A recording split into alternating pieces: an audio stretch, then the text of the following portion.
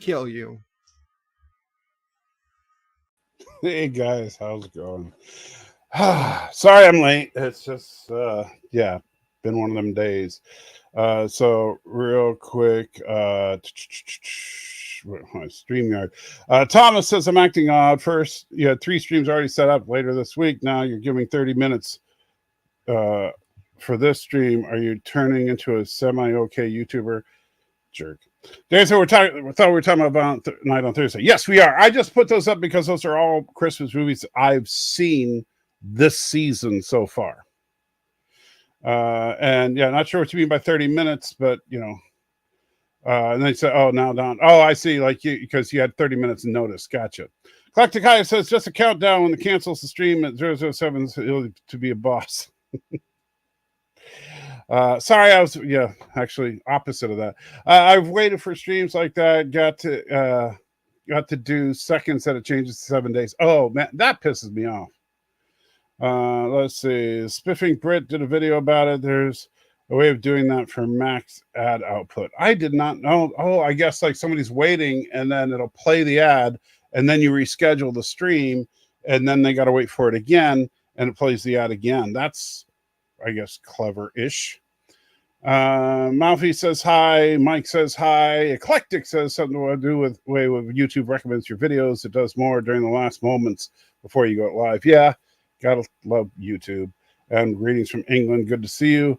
Blame Matthew. It's course and Mike Richards hashtag always Matthew's fault. So it's not just late when I stream with him. Well, usually I'm on time. It's just like I said today. Of course, the one week that I have all the streams laid out ahead of time, I'm late. Daddy says, hello, Michael and all. Hope everyone this weekend before Christmas was well. Okay. Let's see. Salty's fighting the dreaded land bat. That land bat is downstairs with the missus right now. And actually, that is part of the concern that we have. And I'll get into that in just a second. See, is there anything else here? Quantum Leaper is in the house. Yes, have not talked to you in forever. Good to see you. Yes, we blame it on Matthew. Yorktown's here from Canada. Let's see. GeForce updates. Let's the best way up. Swap my audio settings around, which usually you might. Oh yeah, I hate that. I've had that happen to me a couple of times. Miss Moneypenny is here. Good to see you. And Danny's saying hi to his mom. And there we go. All right. So now that I've got all that stuff, let me get the invite copied here so I can put it in the chat. And we'll paste that. Bada bing. But then, of course, I got to go to YouTube in order to pin it because YouTube hates me. Let's see. Go to my channel. And there we go. Pin message. Good. All right. So we're good there. What was I going to say? Oh, yeah. So the land bat, we're a little worried about her because of the fact that, for about half the country, big cold snap coming. And we are definitely feeling it down here in Tennessee. This time of year, it's usually the lows are like in the 50s and 40s. And like it's cold out. I mean, I don't know what it is right now, but like this morning was in the 20s. It's expected to go down to single digits in the next day or two. Right now it's 33. And the problem with that is I know that, people that live in like, New York or Wisconsin are like, what's your problem? But it's not for me that I'm worried about. It's for land bat. Land bat is a native to South America, closer to the equator. Chihuahuas are actually very good dogs in warm weather. They struggle a lot when it gets cold. And so with the temperature dropping so low, we tried to put her in like a sweater, but she keeps getting her legs out of it because she's so darn small. So we got to figure out what to do there. Right now she's with the missus so she can be under the blanket and stay warm. And then I'm going to have to sleep up here so that I can wrap her up in a blanket with me. So that when she doesn't have to get too cold in the middle of the night, because the living room gets not super duper cold, but even with the heat on, it gets too cold for her. And with the temperature only going down between now and Christmas, we need to keep an eye on her, make sure she doesn't get too cold. So that's honestly where a lot of the delay came from. I've also been playing with an app that takes up way too much of my time, which I'll show you guys in just a minute here what it can do. Let's see, cancel that.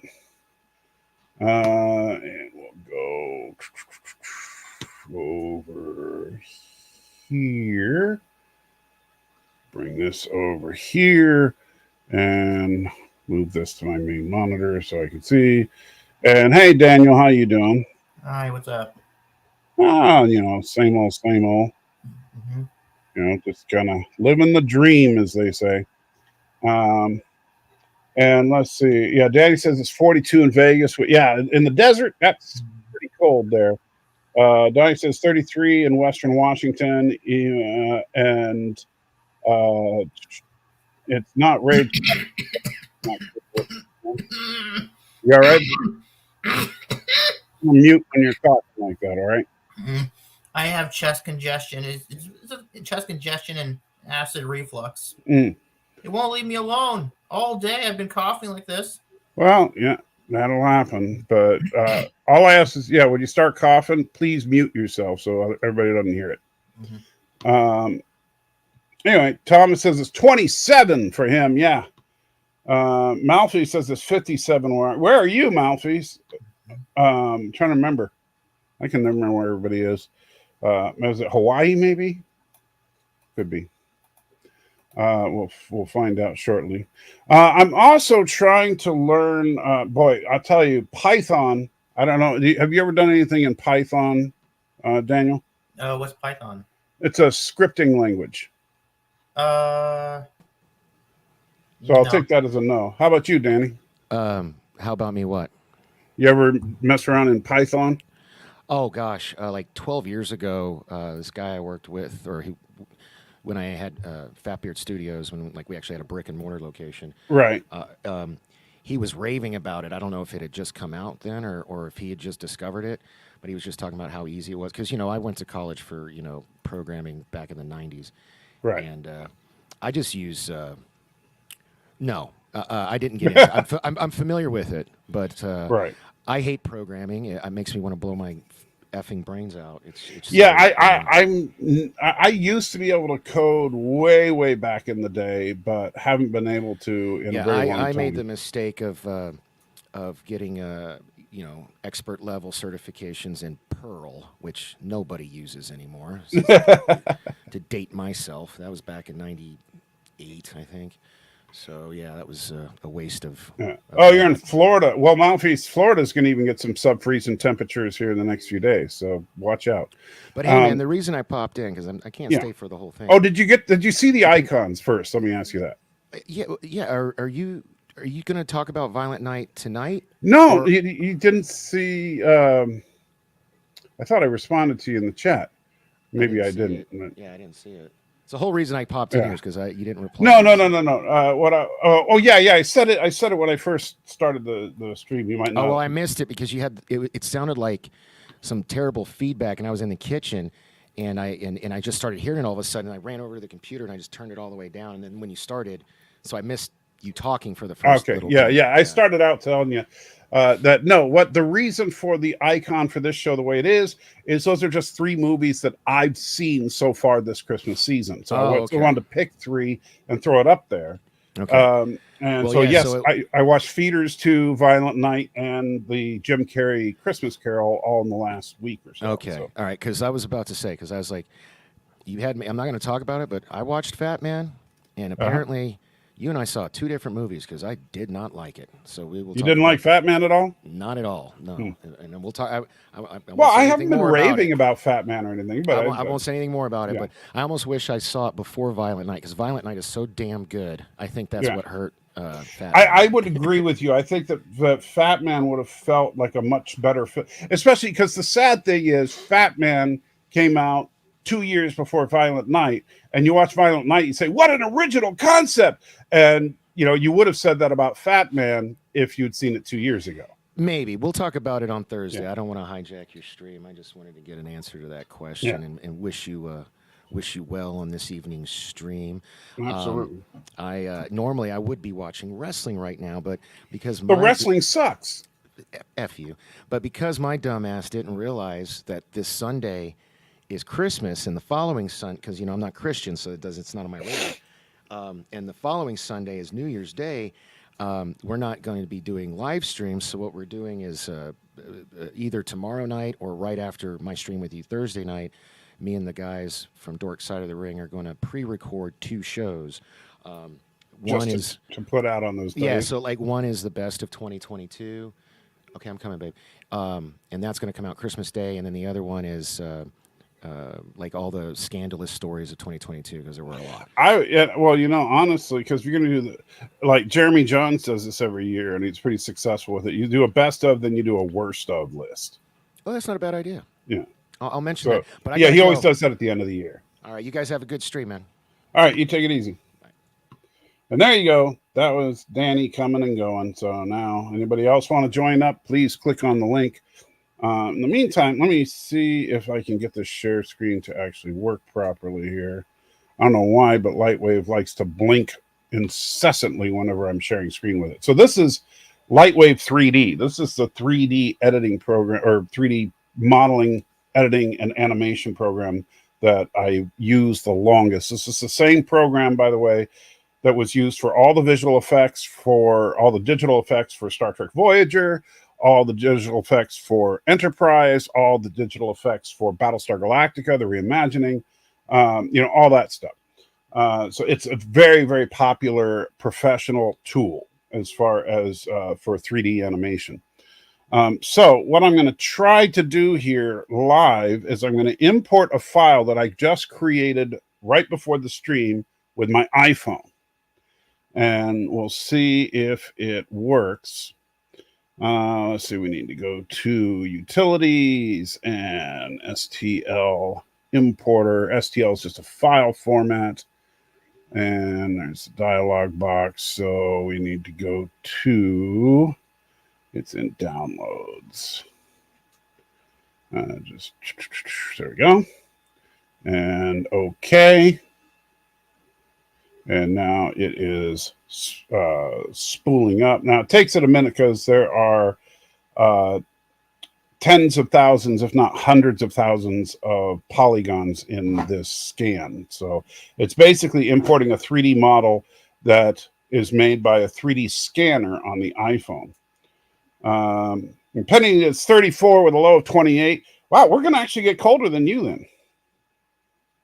That's pretty impressive. And Malfi says the coldest it's ever gotten there was 30. You'll probably break that this year in the next few days from the sound of it. I don't know. How far south into Florida are you?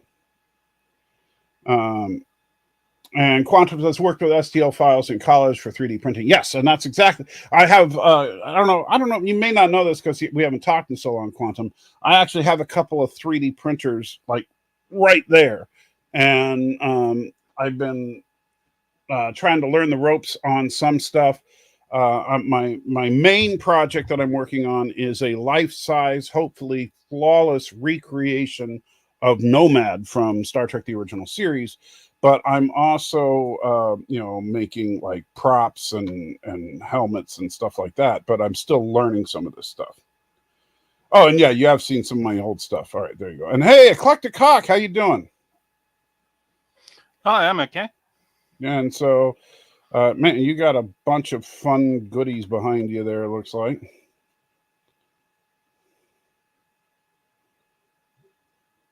Is there a delay there? Oh, sorry, I didn't hear you. Yeah.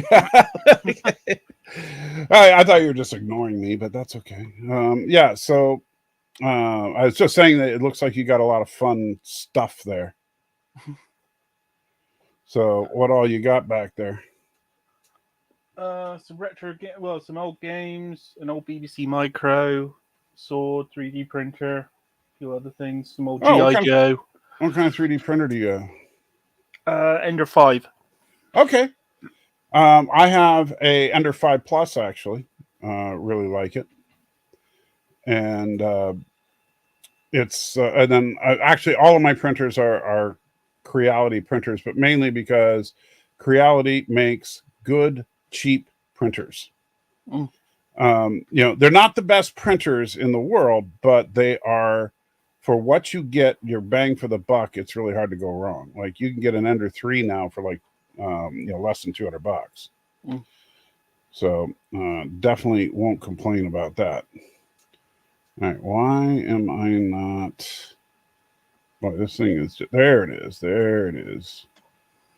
So there's a tiny little dot in the center there that I'm going to start zooming in on, because unfortunately it makes these models initially excruciatingly small. And so now that we see it there, let's modify it and we'll change size and hit go to numeric value, bring that over here. And so we'll put the size at 500%, apply, and apply again. It's going to probably take it a few minutes. And so let's see. Christmas Eve in Columbus, high of 10 and low of 5. That's a little bit much. I don't think I would like that. And what part of the country are you in, Eclectic?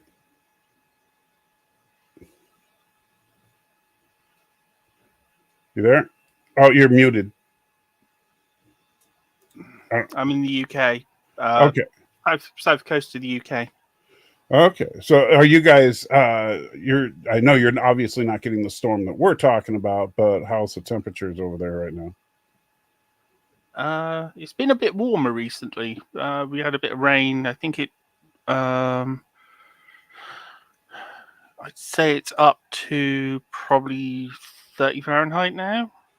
Probably. Well, no, during the day, but it was dropping below free. Well, yeah, it was dropping below. It was snow and freezing and stuff last week. So it sounds like a typical UK day. Yeah. You guys just, for the people that don't know, UK, if the weather's not miserable, you're not in the UK. Which is actually something I'd love to move there. All right, the wet season started at some point after 1066 and it's still going. All right, so on the screen right now, you should see what basically looks like a splash of something in the middle of the air. And that's because we're looking at it from the back. And when you're looking at a polygon from the back, you can see right through it. But when we rotate this image around a bit,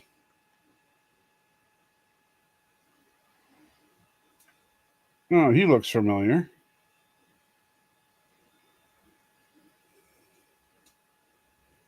And then we'll turn him over. I was going to say, one of your Australian fans? Yes, he's this is the Australian version of me.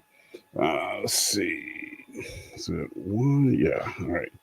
So if we come on, there we go.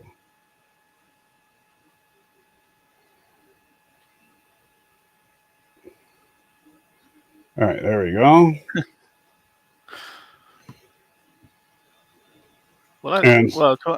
So yeah, not bad for a quick scan with an iPhone.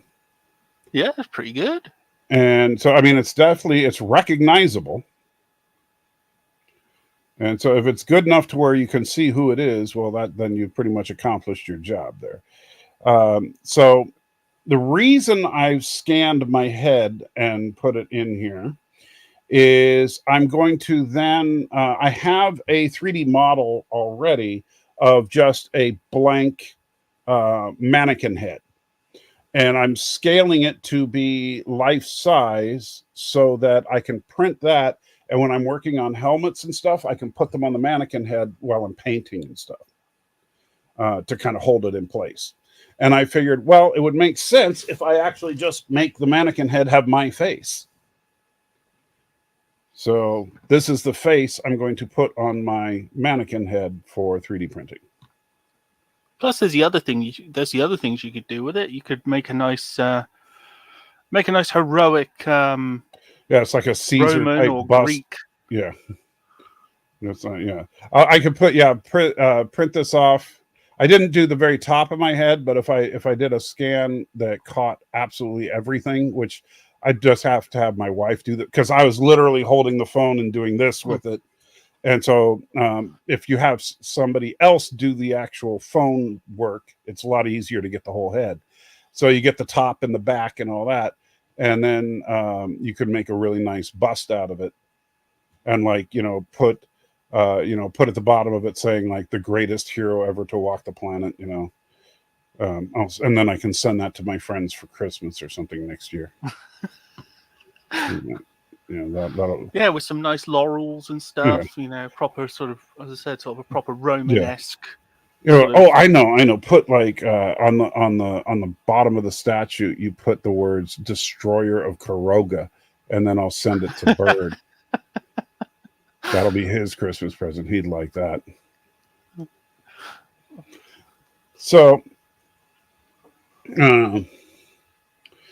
and let's see. Quantum says, when I 3D scanned objects, I use a multi-$1,000 scanner. You're using an iPhone.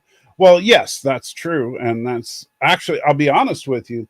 The only reason I have an iPhone is so that I could do this kind of stuff. Because to me, look, I worked for Verizon Wireless for years. And being an insider in the cell phone industry, I can tell you without a doubt, a phone is a phone is a phone. They all pretty much do the same thing. When people try to argue that one brand or the other is crap, really what it means is it's not the brand they like. That's the honest truth of it.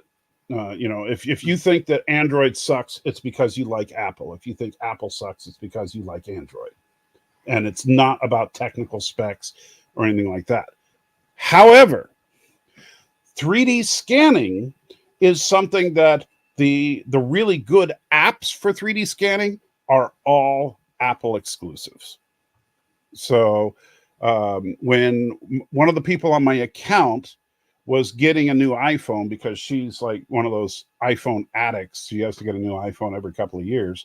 And so she was getting a new iPhone. And I was like, you know what? Let me take a look at the deals we got going. Oh, look at this. We have a buy one, get one free deal. Great. She pays for her iPhone. I'll take the free one. And so I got a free, I have an iPhone. I think it's a 12 Pro Plus. And obviously you can do nice 3D scanning with it. And it has something to do with the type of camera it uses. But yeah, as far as the operating system of Apple, honestly, Quantum, I don't give a crap, because I don't spend enough time on my phone to worry about the operating system. There's like a couple of I use an app that controls the lights in here. I play one game on my phone. It's one of those little match 3 type games. And I do the 3D scanning. And other than that, I text and call. That's it.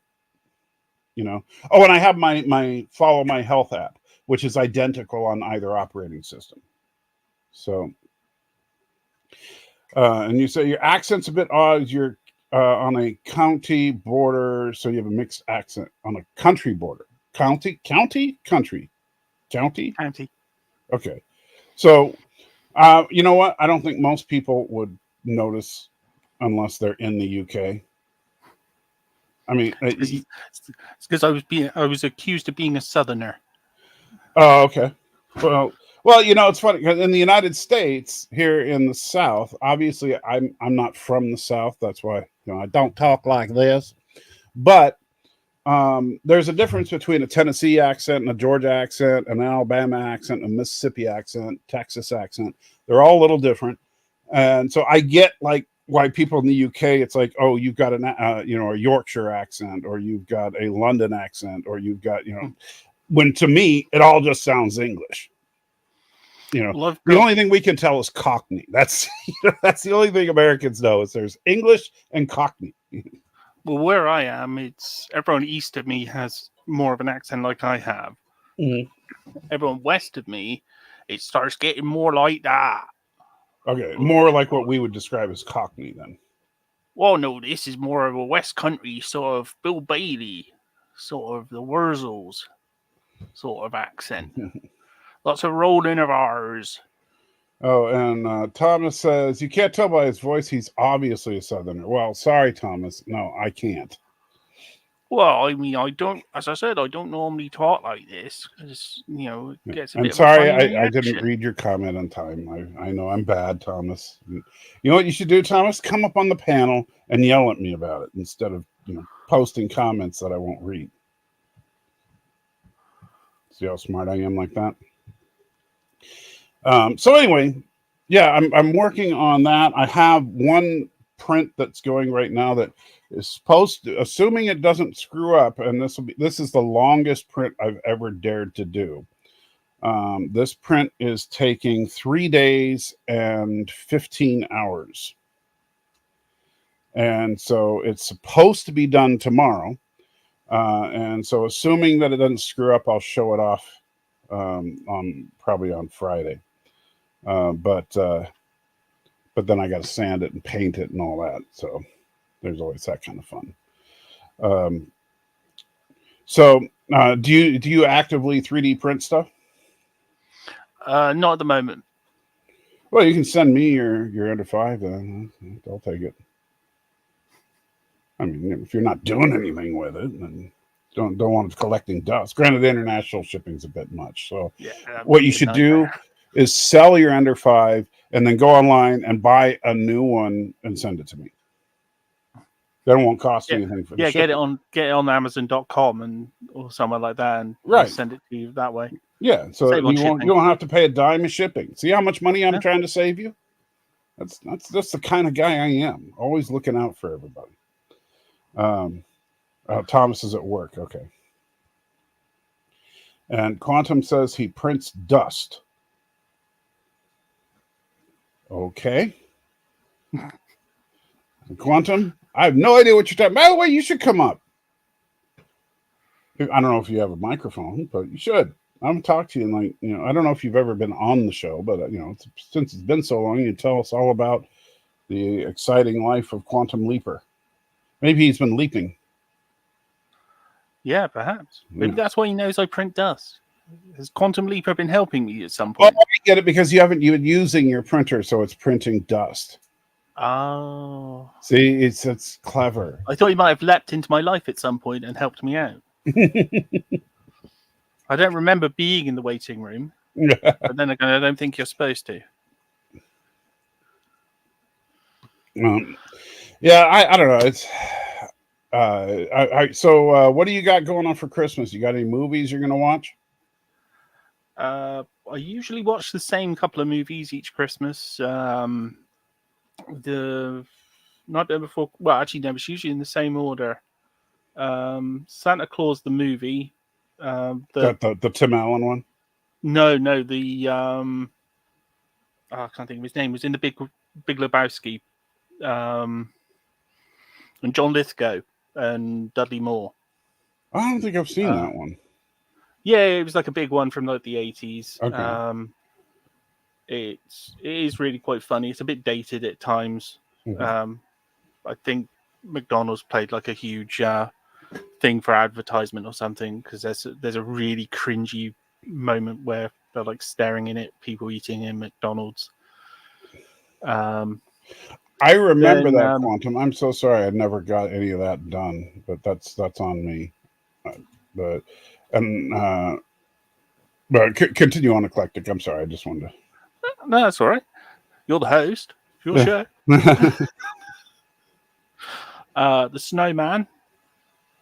Don't know that one. That's a short in the UK. Okay. It's 30 minutes. Kid snowman comes to life. There's no dialogue. It's just a musical. Okay, so a bunch of singing. Raymond Biggs wrote it, I think. Yeah, it's like a classic. It came out here in 1982, and they've played it every single year since. Gotcha. So it's kind of like for us the Rankin Bass Christmas stories that come out every year. Yeah. Blackadder's Christmas Carol. Oh, of course, you got to throw some Blackadder in there. Okay. Nightmare Before Christmas. Okay.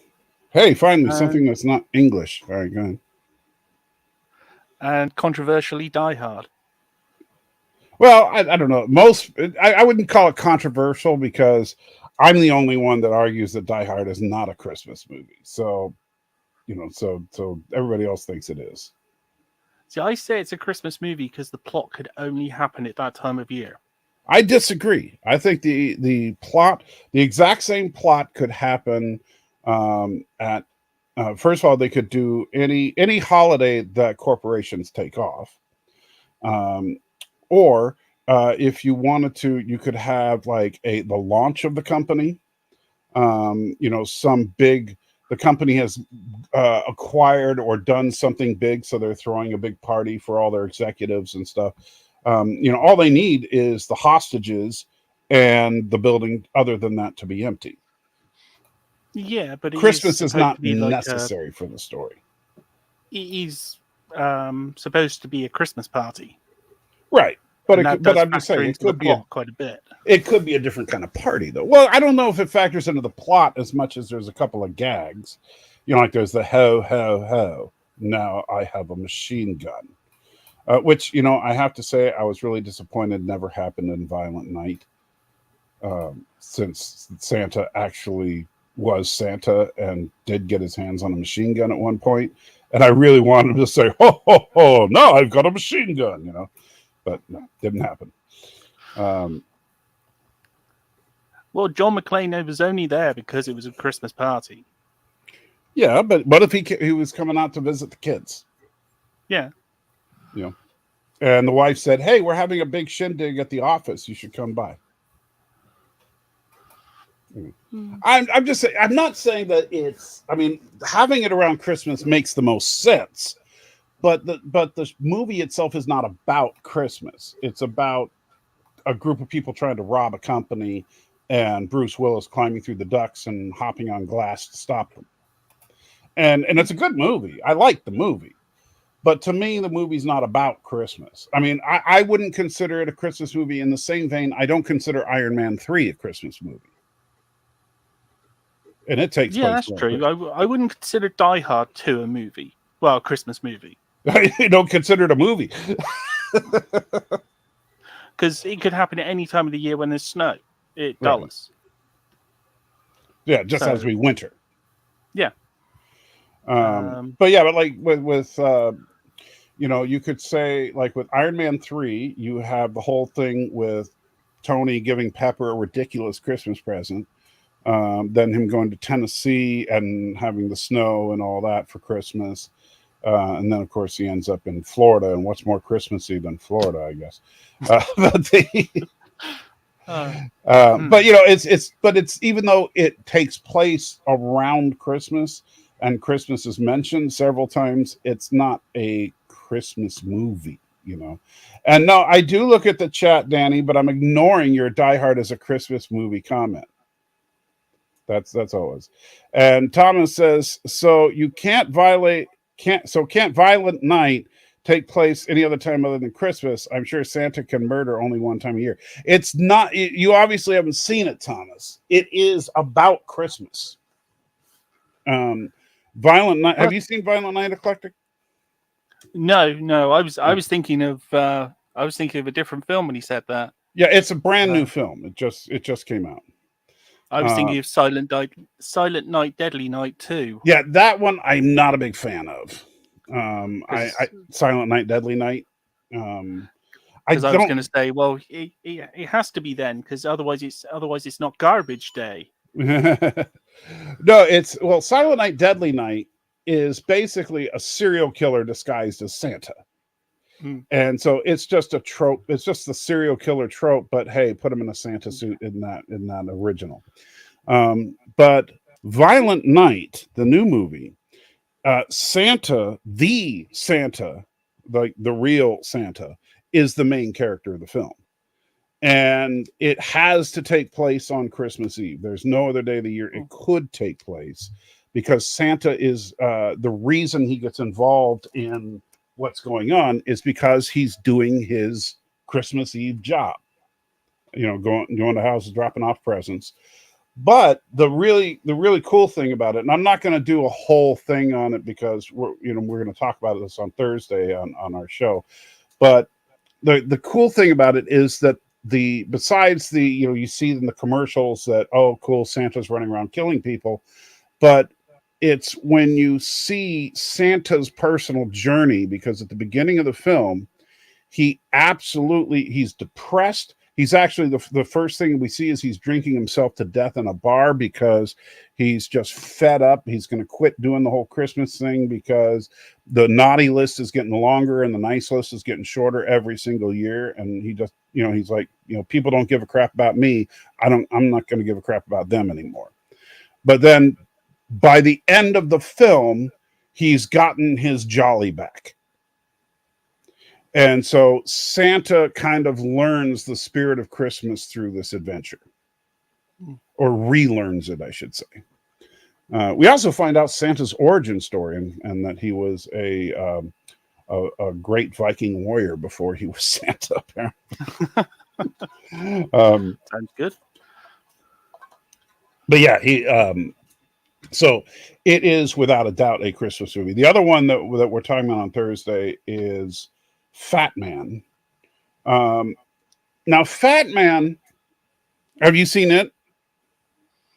No. Okay. Fat Man is currently available on Peacock. I don't know if Peacock is worldwide or not, though. So since you're in the UK, it might be on something else, or it just might not be available. But Fat Man is a Mel Gibson film. Mel Gibson plays Santa in it. And it's about Santa and the elves and all that, but it's not about Christmas. So you could make the definite argument. I mean, Christmas is involved in the plot because the basic plot is a kid, like a 12-year-old, hires an assassin to kill Santa because Santa left a lump of coal in his stocking.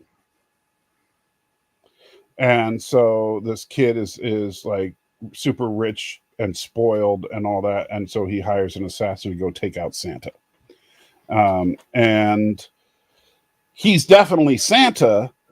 The elves are there, the workshop is there, all that is there, but it's not a Christmas movie because actually I don't think that the very beginning of the movie, he does his Christmas rounds, but the rest of the movie takes place after Christmas. And this whole adventure with this guy coming to try and kill him. Meanwhile, Santa's trying to pay the bills because he gets a subsidy from the United States government based on the number of toys he gives out.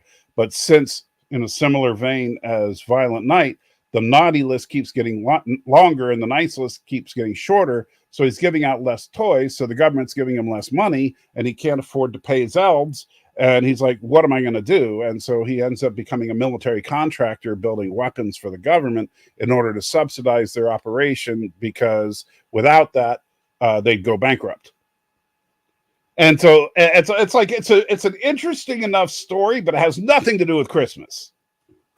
It just happens to have a Christmas character in it. Because Santa is associated with Christmas, but Santa has to do stuff more than one day a year. Quantum's asked this twice now. Sorry. Yes, I have heard of the Hogfather. I've not actually seen it though. The Hogfather, I have not. It's Terry Pratchett. Okay, yeah, I don't know anything about it. And Thomas says, even though Santa murdering people sounds very happy and very much like Christmas, I have no intention to watch it ever. Well, Santa's not murdering people. That's the point. He does kill people, but there's a difference between killing someone and murdering someone. And so it's not Santa the serial killer running around killing innocent victims. It's Santa trying to rescue a family that's being held hostage when he happens to be there to deliver the toys. And so there's a difference between Santa is the good guy. Yeah, it's not like when he conquered the Martians. Right. That was horrible. Speaking of horrible, if you really want to see a bad Christmas movie, but definitely on the so bad it's good list, is Feeders 2. Oh yeah. I've seen. Did you see the first I've one? seen a few reviews of that. Oh, okay. It's actually available on Riff Tracks, so if you like the Riff Tracks gang, that's a fun way to watch it. And you can watch it on its own. I can't remember if it's on Pluto or Tubi, one of those free services. But it is hilariously bad. The aliens literally look like someone took a baseball, stuck it on top of a stick, wrapped that in like a garbage bag, and stuck a couple of Mr. Potato Head eyes on it, and that's the alien.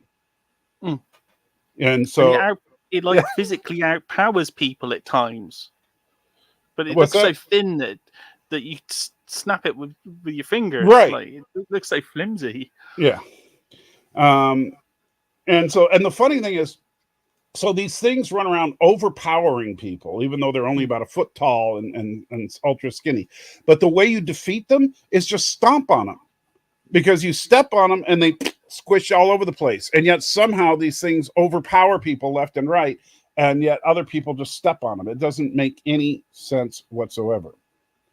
And Mike Richards says Saturday Night Live's Dick in a Box takes place at Christmas. That is true. But Dick in a Box also mentions every other major holiday, because while they do say, hey, it's Christmas, I'm going to give you something special, but then they tell you can do the Dick in a Box at Kwanzaa and Hanukkah and any other time. And so while it is more or less a Christmas song, it's not an exclusively Christmas song, which I assume you've heard that song. If you haven't heard Dick in a Box, then I don't know what to say. You're just not human. No, that's one I've got to look up. You have not heard Dick in a Box? Really?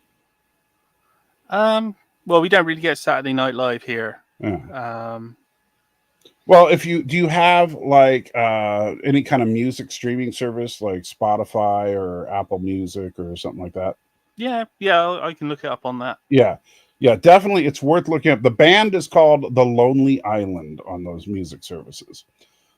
They've done a bunch of really funny songs. In fact, so Dick in a Box was done by Andy Samberg from Saturday Night Live, but his co-creator and singer was oh gosh, help me, Daniel. What's his name? I want to forget. Help me, guys. What's gosh, big star, and I'm just having a complete blank. What was the question again? Who's the guy that sings Dick in a Box with Andy Samberg? Oh, I don't know that. It's right there in my head, and it's like when somebody says it in the chat, I'm going to feel so stupid because it's obvious who it is, and I can see him in my. Thank you, Justin Timberlake. So Justin Timberlake sings that, and it's part one of a trilogy of songs. So the first one is called Dick in a Box. The second one is called Mother Lover, and it's a Valentine's Day song. And I'll just the chorus of the song is, and remember, these are two guys basically singing to each other, and they're singing, "I'm a mother lover, you're a mother lover. We should bleep each other's mothers. We should bleep each other's moms." Because what they're going to do is both of their moms, both of their dads are dead, so both of them are going to screw each other's moms for Valentine's Day. It's a Mother's Day song. Yeah. Oh, that's right. It's Mother's Day. Thank you. I apologize. You're right. And then the third one in the trilogy, and of course it's the third one in a trilogy, is Three Way, in which the two of them after, and it's so funny because each one they like start right after the other one ends. So like at the end of Dick in a Box, they go to the CMA Awards and they get arrested for walking around with their dicks in boxes, right? So they get thrown to the cops. Then the second one starts out and they're getting out of jail, but now it's Mother's Day. And so they're like, oh no, what am I going to do? And so they're singing back and forth about, oh, it's Mother's Day. What are we going to do? And then they get the idea. So then the third song, it starts out and they go, hey, your mom says hi to each other. And then they start the third song where they say they each have a hot date with some chick. So they're going to go off and they'll meet back later and talk about it. But then when they go to their hot date, they go to the same place and the chick's like, yeah, I want to do you both. And then the chorus of that way one is, it's okay if it's in a three-way. It's not gay if it's in a three-way. With a lady in the middle, there's some leeway, something like that. And then, so yeah, so it's just the nastiest trilogy of songs, but it's absolutely hilarious. But anyway, so yeah, I don't know why I went on that whole tangent, but because we're supposed to be talking about Christmas movies. But yeah, so Feeders, Jim Carrey's Christmas Carol, and Violent Night, Fat Man all this year. Plus, we're going to watch, well, let's see. We're going to watch Charlie Brown Christmas on Christmas Day. And I'm trying to remember the other one we have planned for Christmas Day. We have one other full movie that we have planned for Christmas Day. And now I'm forgetting what it is.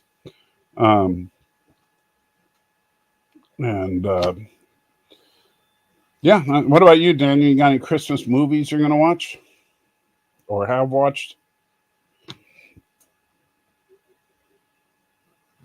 You there, Daniel? Yeah, say again. I was asking if there's any Christmas movies that you're going to watch. Well, there's Home Alone, I guess, and well, that's not a Christmas movie, but there's Christmas Vacation. That's a holiday favorite, I haven't seen Christmas Vacation, so I can't comment to whether I think it's a Christmas movie or not. But I don't think Home Alone is.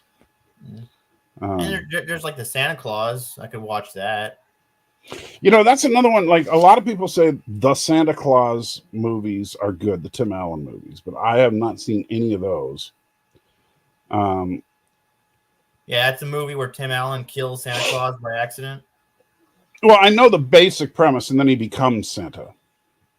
And yeah, I get the basic premise of it, but I just haven't seen him. I don't know why. I mean, I don't dislike Tim Allen. I've just never been like, oh, I got to go see that one. Maybe I'm just old. Mm-hmm. Maybe I should be Santa Claus. I mean, I'm fat. I just got to grow my beard out a little. Get a red suit, and I'll be set. And Thomas says I should watch Christmas Vacation. I'll watch Christmas Vacation when you watch Violent Night. How's that for a deal, Thomas? But how many people get killed in Violent Night? Probably a dozen or so. Oh yeah. Oh. Okay. What, if the only reason you want to watch a movie is for people getting killed, then there are better movies than Violent Night for that. Well, no, I mean, I like to know the body count of the movie before I go in. If Why? I can. I don't know. It's just interesting. I mean, if you say so. But the problem is then you're counting them through the movie, and so when you're done. No, I know that, but it's two different things. It's like reading a novel and then watching the movie. Have you ever done that in the 90s? You read the novel and then you watch the movie? I'm dyslexic, so no. Never did that. The only exception to that is The Princess Bride. And if you've seen the movie to The Princess Bride, I highly recommend the novel. And if you read the novel, The Princess Bride, I highly recommend the movie. Because they are not the same thing exactly. And they complement each other. It's one of those things where like people always say, oh, the novel was better. or other people like me will say, well, the movie is better because I didn't have to do read. But the Princess Bride, the experience of reading the novel and the experience of seeing the movie are two completely different experiences that are both worth having, because the story of the Princess Bride is secondary. And so anybody who's seen the movie already knows. Have you seen it, Eclectic? No. You've never seen The Princess Bride, for real? You read the book? No. Oh, you dude.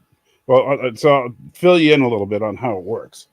The movie has a young Fred Savage sitting. He's sick and he's in his bed, and his grandfather comes in, and to cheer him up, is going to read him one of his favorite old books, and it's called The Princess Bride.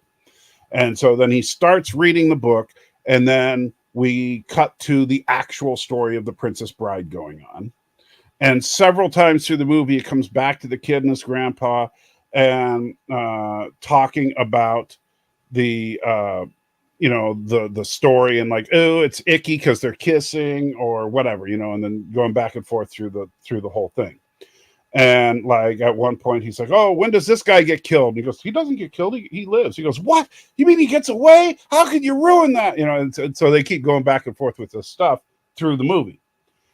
The book actually makes reference to the old days when his grandfather used to read to him. So what you see in the movie is kind of what he refers to in the book at the very beginning. And he tells this story in the opening of the book, that there is this very, very old book called The Princess Bride that his grandfather used to read to him when he was a little kid. And then when he became an adult, he started searching every used bookstore, and he finally found a copy, because this book was written in like 1750. And of course, this is all complete BS because he wrote the book. But he says, oh, this book was written back in 1750. It's really hard to find, but I finally found an original copy, and I opened it up to read it, and I realized it sucks. This book is lame. It's so boring. It's the worst thing I've ever read. And then he realized that the problem wasn't the story. The problem was that his grandpa only read him the good parts and skipped all the crap. And so he said, so he got this great idea. But this is all in chapter 1 of the Princess Bride book. He's like, he got this great idea that he was going to contact the estate of the original author. I can't remember the name of the guy, but it's like some fake, very English sounding name. And he's like, and he's going to contact this estate and get permission to do an abridged version of the book for modern publication. And he goes, so what you have here is the abridged version. Now, I'll let you know whenever there's something that I cut out of the original book, which, of course, there is no original book. And so, and you get to like this one part where it says Buttercup, which is the princess, and it is moving to the castle. And he goes, and you're reading it. So Buttercup decided that she would indeed move in with Prince Humperdinck.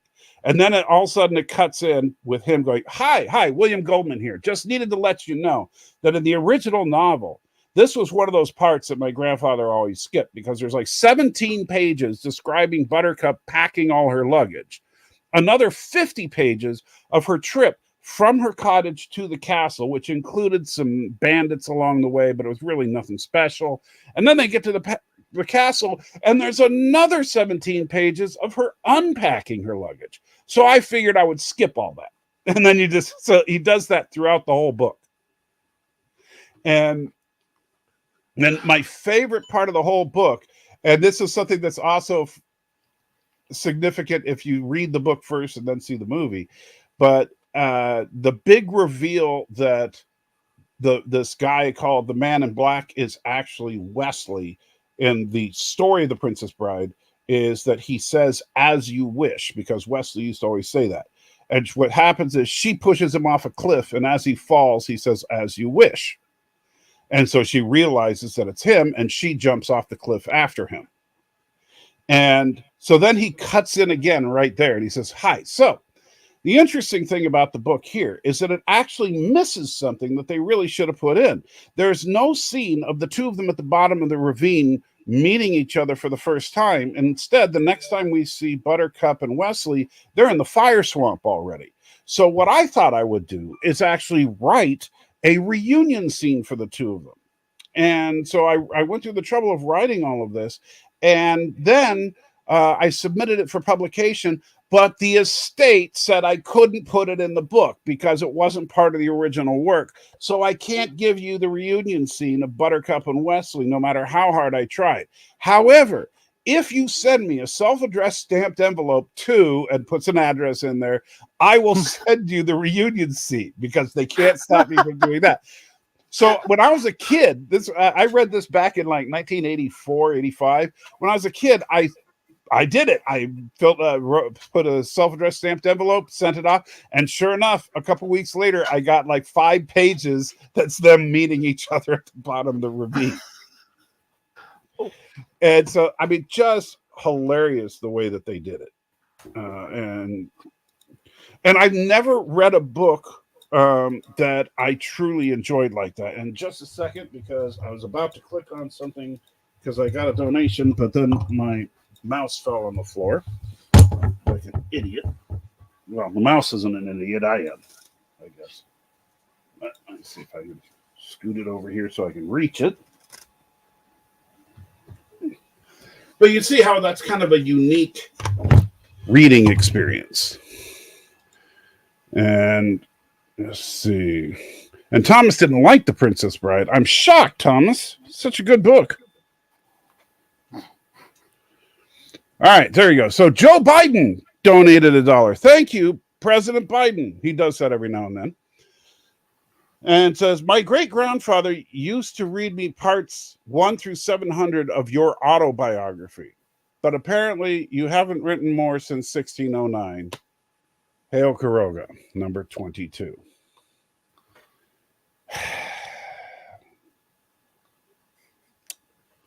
You know, let me just put the.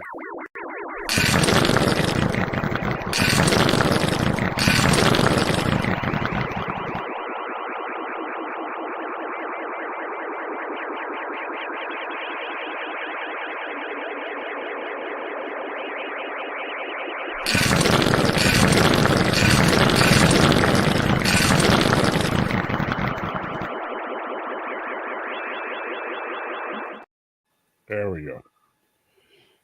There's your number 22, Mr. President. Jerk. And have the land bat fetch the floor mouse. I would have, but the land bat's not in the room with me right now, but good thinking. So now that I've told you the basic setup of the book and the movie, does it sound a little more interesting to you? Oh, yeah. I just hadn't got around to watching it. Yeah. But like I said, but even and this is the only time I would say this is that even if you've seen the movie, read the book, and even if you've read the book, see the movie, because they're both set up so differently, and depending on which one you see first, will change your. Like I read the book before I saw the movie, and so as soon as I saw the kid and his grandfather, I was like, I know what's going on here. I know exactly what's going on. He's going to only read him the good parts, and then they also in the movie have the reunion scene. And so, and when they did, I was like, yes, the reunion scene. And people were looking at me like I was crazy, because they'd never heard of the book or anything. But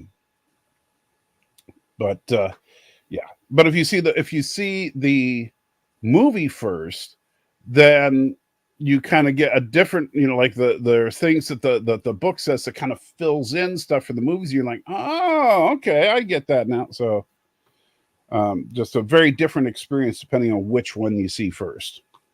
Well, that's what a movie adaptation should be. It should be that, it shouldn't detract from the original. It should complement it.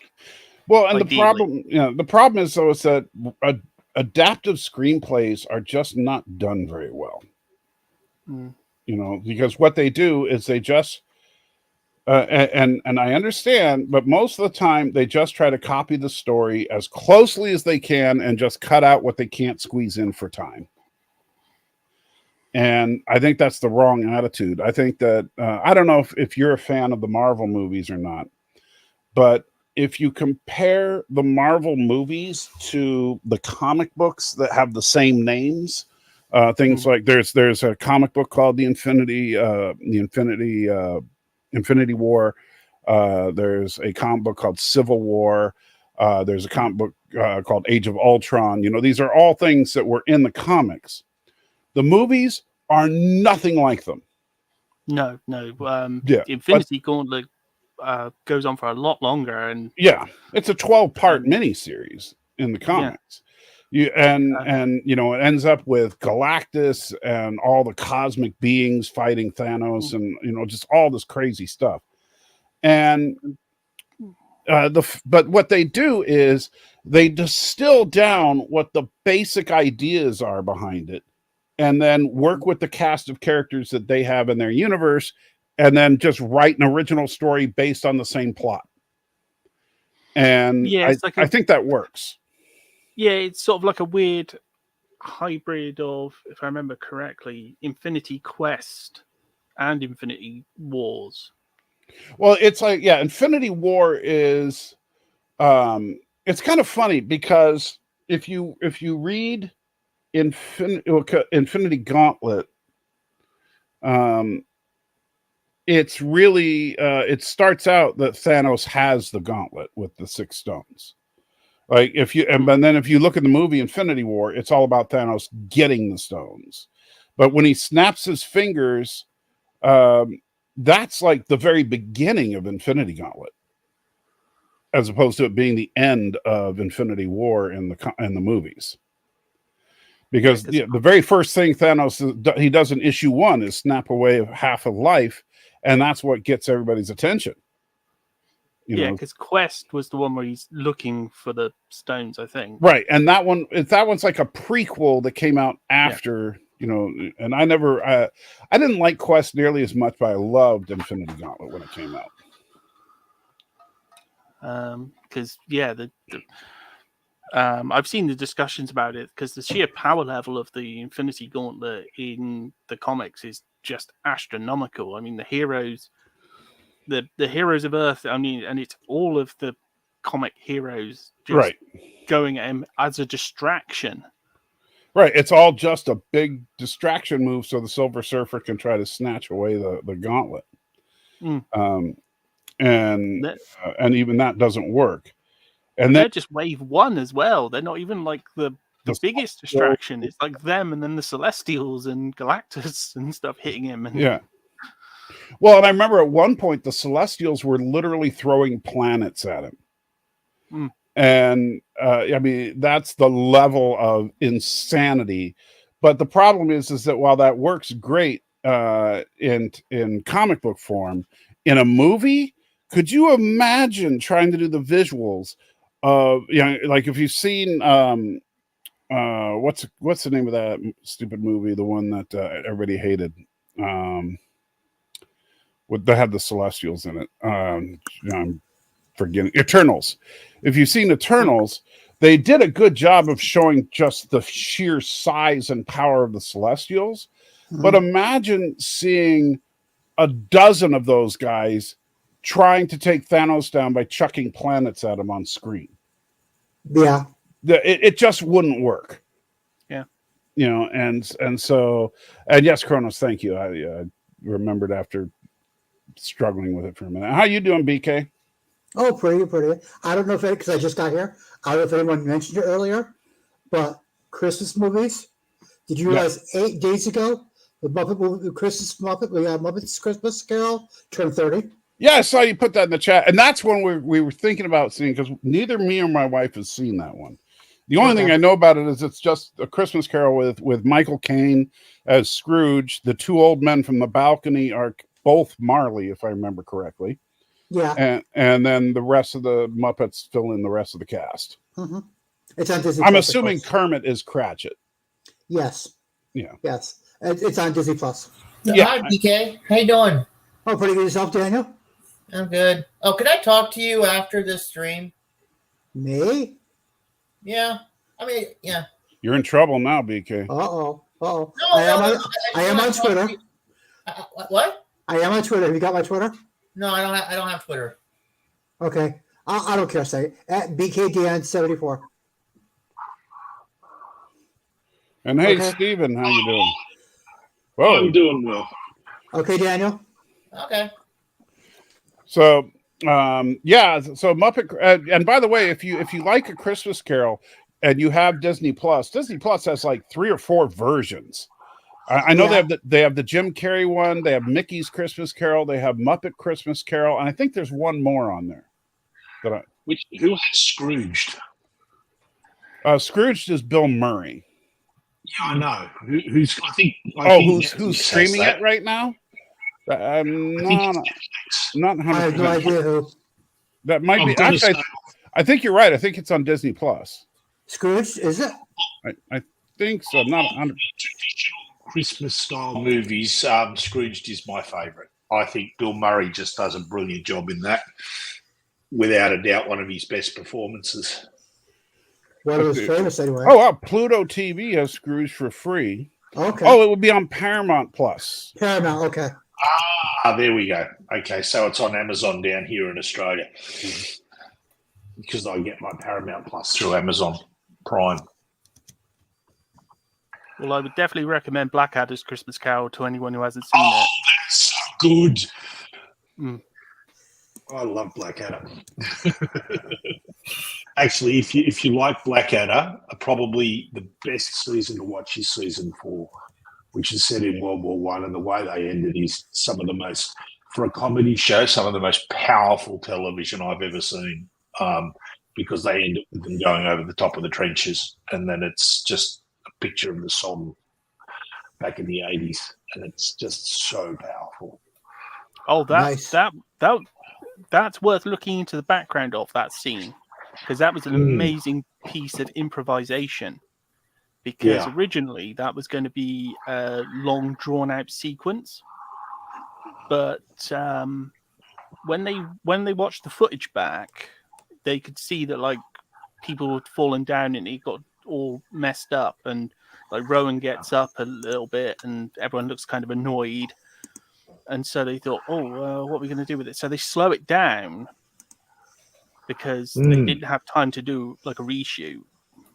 So they slow it right down and then add the music to it. And then they had to like run around all over Television Center, like finding bits, like because someone suddenly had, put some birdsong at the end and some poppy fields. But yeah, there's a little bit of a documentary, like 20 minutes, that explains the whole thing, like that like little bit at the end. It came together so well at the end, didn't it? Yes. And I will check that out, Thomas. Because it shows the uncut footage and it looks terrible, but then you see how they improvised it and it looks really good, really moving. I agree. I think but if you type a movie into just to answer what Thomas is asking real quick, if you type most movies into Google, it'll tell you where you can stream it. Right. yes. But I would like it if there was like an IMDb for streaming services where you could just type in any movie name and it would tell you what streaming services have it. And if you can get it for free or with a subscription, or if you have to rent it or buy it, like a lot of stuff, like, on Vudu, it's mostly just rent, buy, or free with ads. Amazon, if you have Prime, you can get a bunch of stuff for free, and then you can rent or buy other stuff, Right. So it would be nice to be able to do that. Right. That'd be awesome. Somebody needs to get on that right now, and whoever does it is going to get rich. Granted, they need to get a bunch of people working on gathering all the information, but still, you'd basically here's what you would have to do is you would have to subscribe to every streaming service, and then on a daily basis monitor what movies come on and are dropped off of each one. Or create a scrolling web to hook all of them together. Right. But you just have to, because if then you created that, you use that to make a database that would, so people could do a search and it would tell Have your own you. search engine for those, yeah. Yeah, Is Shazam a Christmas movie? It takes place during Christmas. I would say no. I will argue that Lethal Weapon is a Christmas movie. Yeah, you're dead Well, wrong same. about that. Come on. It starts out jingle bell, jingle bell, jingle bell, and then the girl jumps out the window. Right. I would argue That doesn't make argue it a that Christmas movie. it's set at Christmas time. Mel So's Gibson's Iron Man trying to 3, play- and Iron Man 3 is not a Christmas movie. Iron Man 3 was also directed by Shane Black, and it's like Shane Black loves his Christmas movies. So the fact, I will argue that both Lethal Weapon, Die Hard, and Iron Man 3 all class as Christmas movies. They are not. None of those are Christmas movies. Oh, in the background, my youngest son's telling me I'm wrong. Well, your son has a lot more sense than his father. He's 13 years old. Don't tell him that. Well, that's okay. He's still smarter than you. Salty. Now I'm on the same panel with you again. December 29th to January 2nd, you'll get your coffee cup. Say that again? December 29th to January 2nd, you'll get your coffee cup. Oh, very cool. I'm looking it's not big enough to drink out of for your taste, but you're like it as a coffee cup. Okay. It'll go great with your collection. Well, that's good. So sometime in that general time range. Right. That's what Amazon gave me for a time range. Yeah. Amazon's being really sketchy with their time frames right now because holidays and that big storm blowing through the eastern United States is not making. Oh God, Thursday night it's going to be here. So, what part? Where are you? Southeastern Connecticut. Southeast Connecticut. Okay, so you guys might get hit hard. We're going to get a lot of rain. We're on it. A little bit of snow in the beginning, switch over to rain, and then late Friday, a little more snow. We may actually get some snow, which is a December snowfall in Tennessee is a fairly rare thing. Okay. So usually we'll get a couple of snowfalls between like late January and February. Okay. But we're actually expecting parts of Tennessee to get as much as 7 inches this week.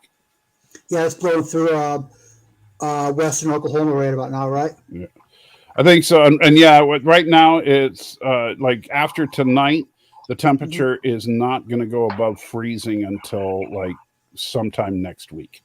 It's going to start going below freezing here Friday afternoon, and then we're not looking at until like 3-4 days at least if it gets below freezing. Yeah, I think they're forecasting a temperature on Saturday of 7 degrees. So it's like, what? This is Tennessee, right? 20 for a high on Saturday here. Could you actually express that in real degrees and not in Fahrenheit? Oh God, yeah. Well, 32 degrees is might get the 0 first for snow. you. So Yes, I know that. I know that. Well, see, we're having Well, some funny it's weather we off might the get east coast snow of Australia. there. We've had unseasonably cold weather for the last 3 or 4 weeks. There's this massive anticyclone drawing up cold air from the Antarctic. So, like Melbourne was having 16-degree weather a week ago, and it's like normally Melbourne at that time of the year is sitting around 24, 25 degrees comfortably, often up to 31, 32 Celsius. So, which is about 90, 92 in your money. Yeah, for you, it's negative 13.9 is what we're looking at. It's because Stephen and I like sensible measures. Not ones created by drunk people rolling dice. Oh, you mean the English? Yes. Because it's the imperial system, Yes, it is. But we gave it up. No, I understand. You that forced it on us and then abandoned it. I see, So the English are using something that the French invented. Sadly, yes. Oh yeah. That's right. Well, They made us pay for because it. the French invented They it gave and then stuff away immediately free to everyone surrendered else it in to the Europe, world. and then made us pay for it. So Yeah, going French that and way, but fries. Carter was such a useless president, he couldn't push it through. Well, Well, I you had to bring this up this way, Salty. Carter Didn't tried. thumbnail I'll give him say that. nerd fight? And I Well, wish we had converted back Oh, in the whoa. 70s. I really do, because um, I can remember. while we I, converted all my life we've been using the imperial system. I'm used Yep. to inches and feet and yards. Mhm. And so when people start talking in centimeters, I'm just like completely lost. Like I have no idea, right? But now that I'm into 3D printing, everything is in millimeters. Everything is in centimeters. There's no imperial units in 3D printing. They just don't exist. So It's, yeah, you need to have precise measurements. Yeah, it's in cooking. They've gone that way. There's a YouTuber I follow called Joshua Wiseman, who's a Texas cook, and all of his measurements he gives in grams. Mhm. Which So is now I'm really starting to well get used to millimeters and centimeters, and it's pissing off all my friends Because because you're becoming one of us. I'll be like, oh yeah, look, You know, sounding like O'Brien. that So you're doing the crack Chief looks. O'Brien effect. Yeah, I'll say like, oh, Chief O'Brien that effect. crack is like 3 millimeters wide. They'll be like, what are you talking about? It's about it's about 3/8 of an inch. How's that? Okay, yeah. Yeah, picture in your head what 3 dimes looks like Yeah. stacked on top of each other. That's how thick it is. Yeah. No, seriously, did you realize that's about a millimeter? A The dime? interesting thing with weights and measures in Australia is we will talk about our personal weight. So I will say I'm just under 120 kilograms. But if someone asks me how tall I am, I'll say I'm 6 feet tall. And that's stayed right through. So like I say, I was Well, that's the funny I thing. was Is 5 years old when we switched to metric, and feet and inches for human height just seemed to make a little bit more sense. Now, in my head, I know 6 foot's 183 centimeters, and when I do stuff for medical stuff, I've got to put it in metric, or sorry, System International. But my oldest son has just taught me, the little bastard. He's only 15 and he's already taller than I am. And he thinks in feet and inches too. And Thomas, I cried total BS on the cost argument. And I'll tell you why. Back in the 70s, they started doing it. And all you got to do is, as signs wear out, and because signs constantly wear out, they constantly need replacing, they constantly need repainting. So as you normally replace them, you just put kilometers on there. It's not that difficult. And you know what? If they actually did that, and because what Carter did, the big mistake was, they started to do, like, it would say speed limit is 55 miles per hour, and then in smaller print it would be however many kilometers per hour it was. 88. Yeah, thank you. So 55 miles per hour, 88 kilometers per hour, and nobody would adopt because you didn't have to. And so if you just got rid of the miles per hour and threw up signs that said 88 kilometers per hour, yeah, you'd have the idiots that think it's 88 miles per hour, but it would force people to actually start thinking in kilometers. Is that why the DeLorean had to hit 88 miles per hour? I think so, yeah. That might be. I think that was the inside joke. Yeah. And well, NASA is, what? NASA might have said it would cost over 370 million, but NASA's full of crap. And NASA uses metric anyway. Yeah, NASA already uses metric, Yep. and the stupid thing is that it wouldn't cost anything if you just did it through attrition. Yeah. It would cost those zero. speedometers on cars have both miles per hour and kilometers per hour on Well, them? nowadays with more digital dashboards, there's actually a button you can switch it. Okay, I remember dashboards before they were called. In the old days, panels. the speedometer would have both. It would have like the miles per hour on the outer rim and the kilometers per hour on the inner rim. But nowadays, like our current car is a 2016, and who did we just lose? Chief Cook. He's always having technical problems. But on my current car, it's the speedometer is miles per hour, but you can hit a button and it'll tell you kilometers per hour. Yeah, it's called instrument panel nowadays instead of a dashboard. That threw me off. Yeah. And Wolfman says, "Hey, there's my boy Hawk." Hello, Wolfman. That's my best Wolfman imitation. Oh, That's right, ladies and gentlemen. We are going to have a live stream here on YouTube. nice. Wolfman Jack. Nice, Yeah. Salty. Like, Which sci-fi franchise did he appear in? Battlestar Galactica, 1980 to be specific. Very true. That was very funny. And it was their Halloween episode. So yes, and they actually had a Cylon Centurion walking the streets of LA, but since it was Halloween, nobody thought anything of it. I would say since it was LA, nobody would have thought anything of it. Yeah. Hey, Dark Knight. And Danny is back. Sorry. Dark Knight. Hey there, Eddie. Welcome to the Wolfman Jack Show. How you doing? Yeah, so, Salty, what is your aversion to watching National Lampoon's Christmas Vacation? I watch it every year. I don't have an aversion to it. It just doesn't interest me. It's so funny though. Like we literally just watched. Like Cece had never seen it, so I watched it with her. It was her But you first see, time now watching you it. were She saying- loved it. Now, just a minute there, Danny. Let me explain things to you, okay? Now, first of all, I don't have a problem with Christmas Vacation. It's just something I have not seen, all righty? Now, second of all, you said that Al Yankovic movie was just the funniest thing you ever seen. It was all right, but it wasn't that funny. Oh, you didn't like it? I thought it was all right. I think Salty needs to lay off the whiskey. It's his voice. Oh, Christmas. Hold up. Was this That's, back the from sound, that's Salty's like, days that's like as a the DJ? sound of smoking 3 packs a day for 50 years or something. Oh, yes. A lot of whiskey, too, does that to your voice. Yeah, I should try that. Do an entire live stream as Wolfman Jack, and just like not even just have an avatar on the screen that's a picture of him. Yep. And just say, Wolfman Jack back from the grave. That's right. The wolf is back, ladies and gentlemen. 2 hours, it would not be great for your vocal cords. All right, here we go. Now I'm in the Christmas spirit. You don't sound. You might look like the Christmas spirit, but you sound like Scrooge.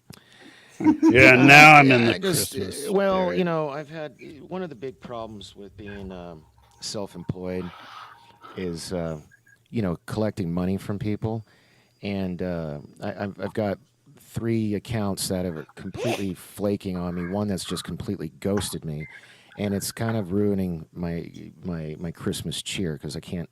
It's like Christmas is in 6 days, and I still haven't, done my shopping because I'm owed. Well, so if they ever come back to you, it's payment in advance. Mm-hmm.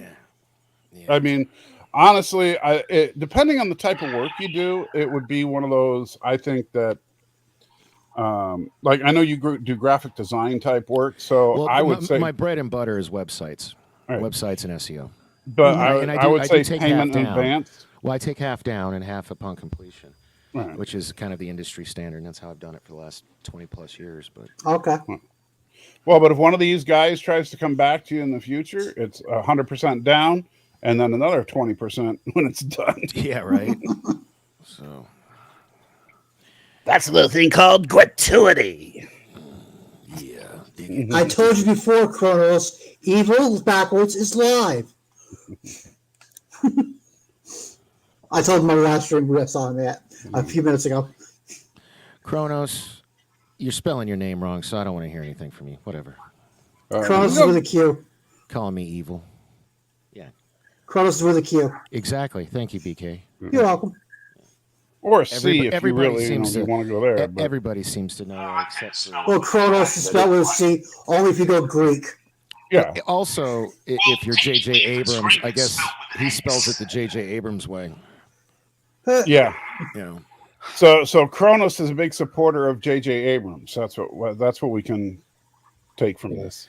He's a Kelvin timeline fan, apparently. Okay. But his avatar is from Black Hole, which makes no sense. But it's You want to see the latest project I'm working on for one Sure. of these deadbeats?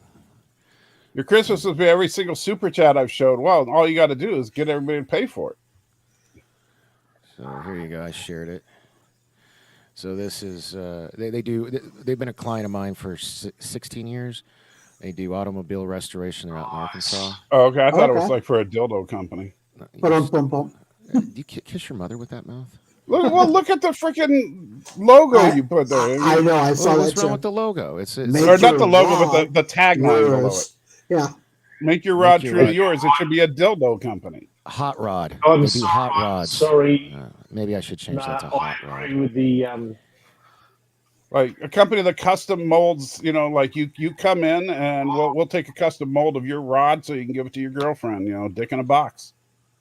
But you've bum got, bum. you've got And then this page here. These are the only two I've got like semi done because I still need them to there's Latin filler and stuff. I need them to Okay. give me more info. But this is how it's looking. So I'm pretty happy with how it's coming along. So. And Kronos, I don't have every super chat. I do have some of the old ones that people haven't seen in forever. And unfortunately, this one, the audio's not all there, but it is very festive and holiday. So I'm going to give everybody this just as a Christmas present because 'tis the season. And I apologize that the audio is not completely there. So just so everybody knows that I know about that. So you don't have to tell me that the audio is not completely there. All right.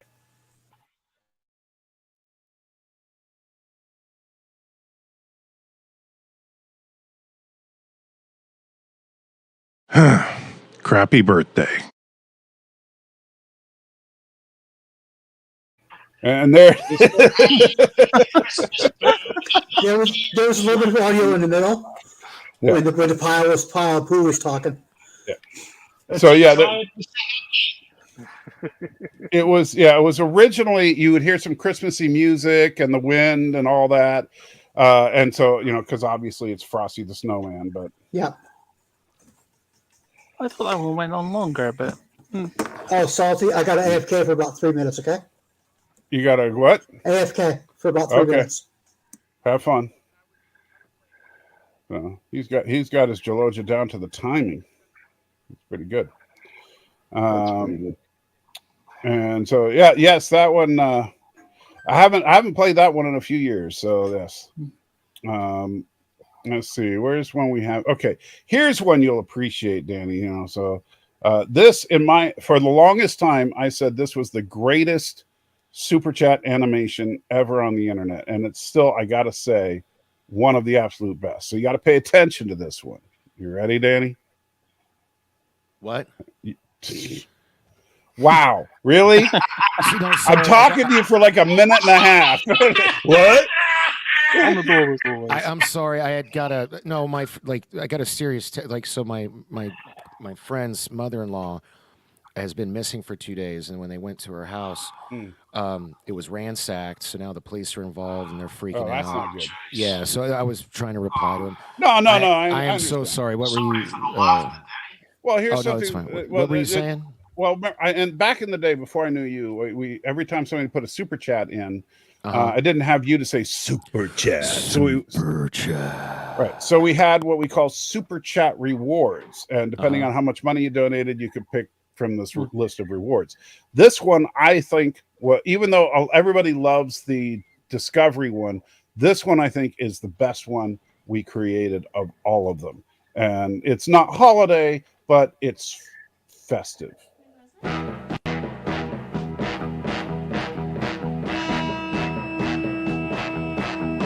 In the great hall of the Justice League, there floats the world's 4 greatest turds.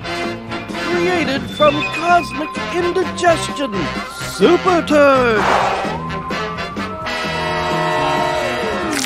Wonder Turd. Bat Turd. Aqua Turd.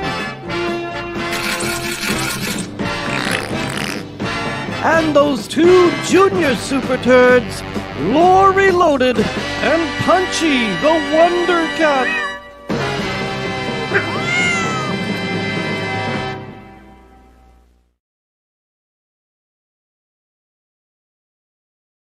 So yes, indeed. Yes, I remember that one. Shouldn't I remember that one. The bowels of justice instead of the bowl of justice. Shouldn't it have been the bowels? But the bowl of justice was shaped like a giant toilet. Yeah, but Yeah. I think bowels would have been funnier, but that's fine. But then, what, you got to shape the building like an intestine? No, a toilet still works because you empty your bowels in a toilet, but it's fine. It's whatever. Okay, what should I walk into? What subject did I walk into? My mom is so funny. She keeps sending me. So because I'm a wrestling fan, she just assumes I watch everything wrestling. And there's, I guess, there's a TV show called Young Rock that I don't watch. She watches it. I guess it's funny, and she's sending me pictures because I've done Mankind at different events. Who's a wrestler, so she sent me. I guess Mankind dressed up as Santa for so she sent me this. She's been sending me, and then she sent me this one. She just keeps sending me photos of the TV show she's watching. I'm like, come on, Mom. Just like, he was on an episode of History Channel, Pawn Stars. Pawn Stars? Yeah, he's on Pawn Stars, yeah. Who is? He was on an episode of Pawn Stars. Mick Foley? Yeah. Oh, okay. It was they shoot that here in Mick Foley Vegas. mask. I didn't. Yeah. He's the guy who was trying to sell a Mick Foley mask. I have a really I have a really nice. It's over. I have a really nice Mick Foley mask I use when I do like events and stuff, and I got the wig. And Mick Foley came and authenticated it. No, not Porn Stars, Kronos. That's a different show. And Kronos, Mr. Sucko. Wow. A bit off topic, but did you like the book of Boba Fett? No. I liked the last 3 episodes when the Mandalorian showed up, because everything without the Mandalorian sucked. I didn't like the reference to Power Rangers, the different colored bikes as they showed up in. Yeah, no. Bikes were the rowdy rough Vespa gang. Oh man, I did not like them. Oh, you know what? The thing I thought was funny was their 5-mile-per-hour chase scene. And Matthew said, I still owe you all the super chats from a year ago. Well, I don't have them all yet. I'm still working on getting them all together. Chrono says, can't super chat anymore. Google hates me. Well, tell Google to stop hating me. Don't hate. For bird, porn and pawn sound the same. Well, that's true. Bird can't say anything different. What about Andor? I have mixed feelings on Andor. It's probably the best produced show on all of Disney Plus, and that includes some really good stuff. I mean, it's beautiful, and it's well acted and well put together from start to finish. From a technical aspect, I have 0 complaints whatsoever. However, the series as a whole proves that the Empire did nothing wrong. That's a problem. They completely flip-flopped the morality of the Star Wars universe with that show. So, yeah, as a show, it's very well done. It's just a show that completely ruins the mythology of Star Wars. Now, Salty, I have to disagree. You know me, I have to disagree. You can disagree. I'm the other side of the coin. You thought it was badly done, but it was. No, I like the production technically. Yeah. But the other side of the coin, where you have the Empire did nothing wrong. Mm-hmm. I like the aspect because you see it from their point of view. I don't think we're seeing it from there, because we're seeing it, I think, this is from Andor's point of view, but it's Andor, and Andor is not an Imperial sympathizer. No, to say the least. Yeah. So, and of course, Thomas says that's not a problem. It just shows the truth about the rebel scum. Well, do it. And so that's the problem, is that if you look at the actual events that take place, there's stuff that you could say is from a perspective, the Imperial or the Rebel perspective, but then there's stuff that's just objective fact because you see it on screen, and so X happened, right? and because we have a God's eye perspective as the viewers of the show. Right. And in the show, they showed two rebels conspiring to force the Empire to crack down on people just so they can recruit people to fight the Empire. Here's Now, an interesting which- perspective. Sorry, Stephen. Can we say we know that the Emperor is evil, for want of a better word, because he's a Sith? Okay. No, and that's actually something that I will fight you on now, because that I used to think that. But I'm back to Sith anyway. I think the Sith attitude makes a lot more sense certainly from an evolutionary point of view. And but Eclectic looks we like are he's having some supposed- technical difficulties. Hopefully he'll be back in a minute. We are supposed to think that the Sith are evil. So the Emperor can be evil. I'm not The saying the Empire Sith are itself- good, Cronus. And this is something that came to me literally in a dream the other day. it's kind of funny.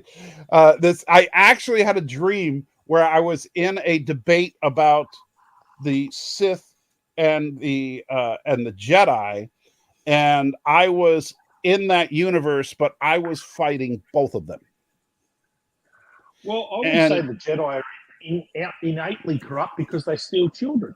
Well, here's the thing, and this is what first of all, remember, in the Star Wars universe, the only time we hear the Sith referred to as evil is by Jedi, right? Mm-hmm. So that is a perspective issue. All right. Now, we could say, well, the Emperor looks creepy and evil, but that doesn't mean he is. That's just prejudice. Okay. But here's where and no, I'm definitely not a gray Jedi, Kronos, because I do think there's the light and the dark. But this is where I came out when in my dream. The reason I was fighting both of them is the light and the dark is not the same thing as the good and the evil.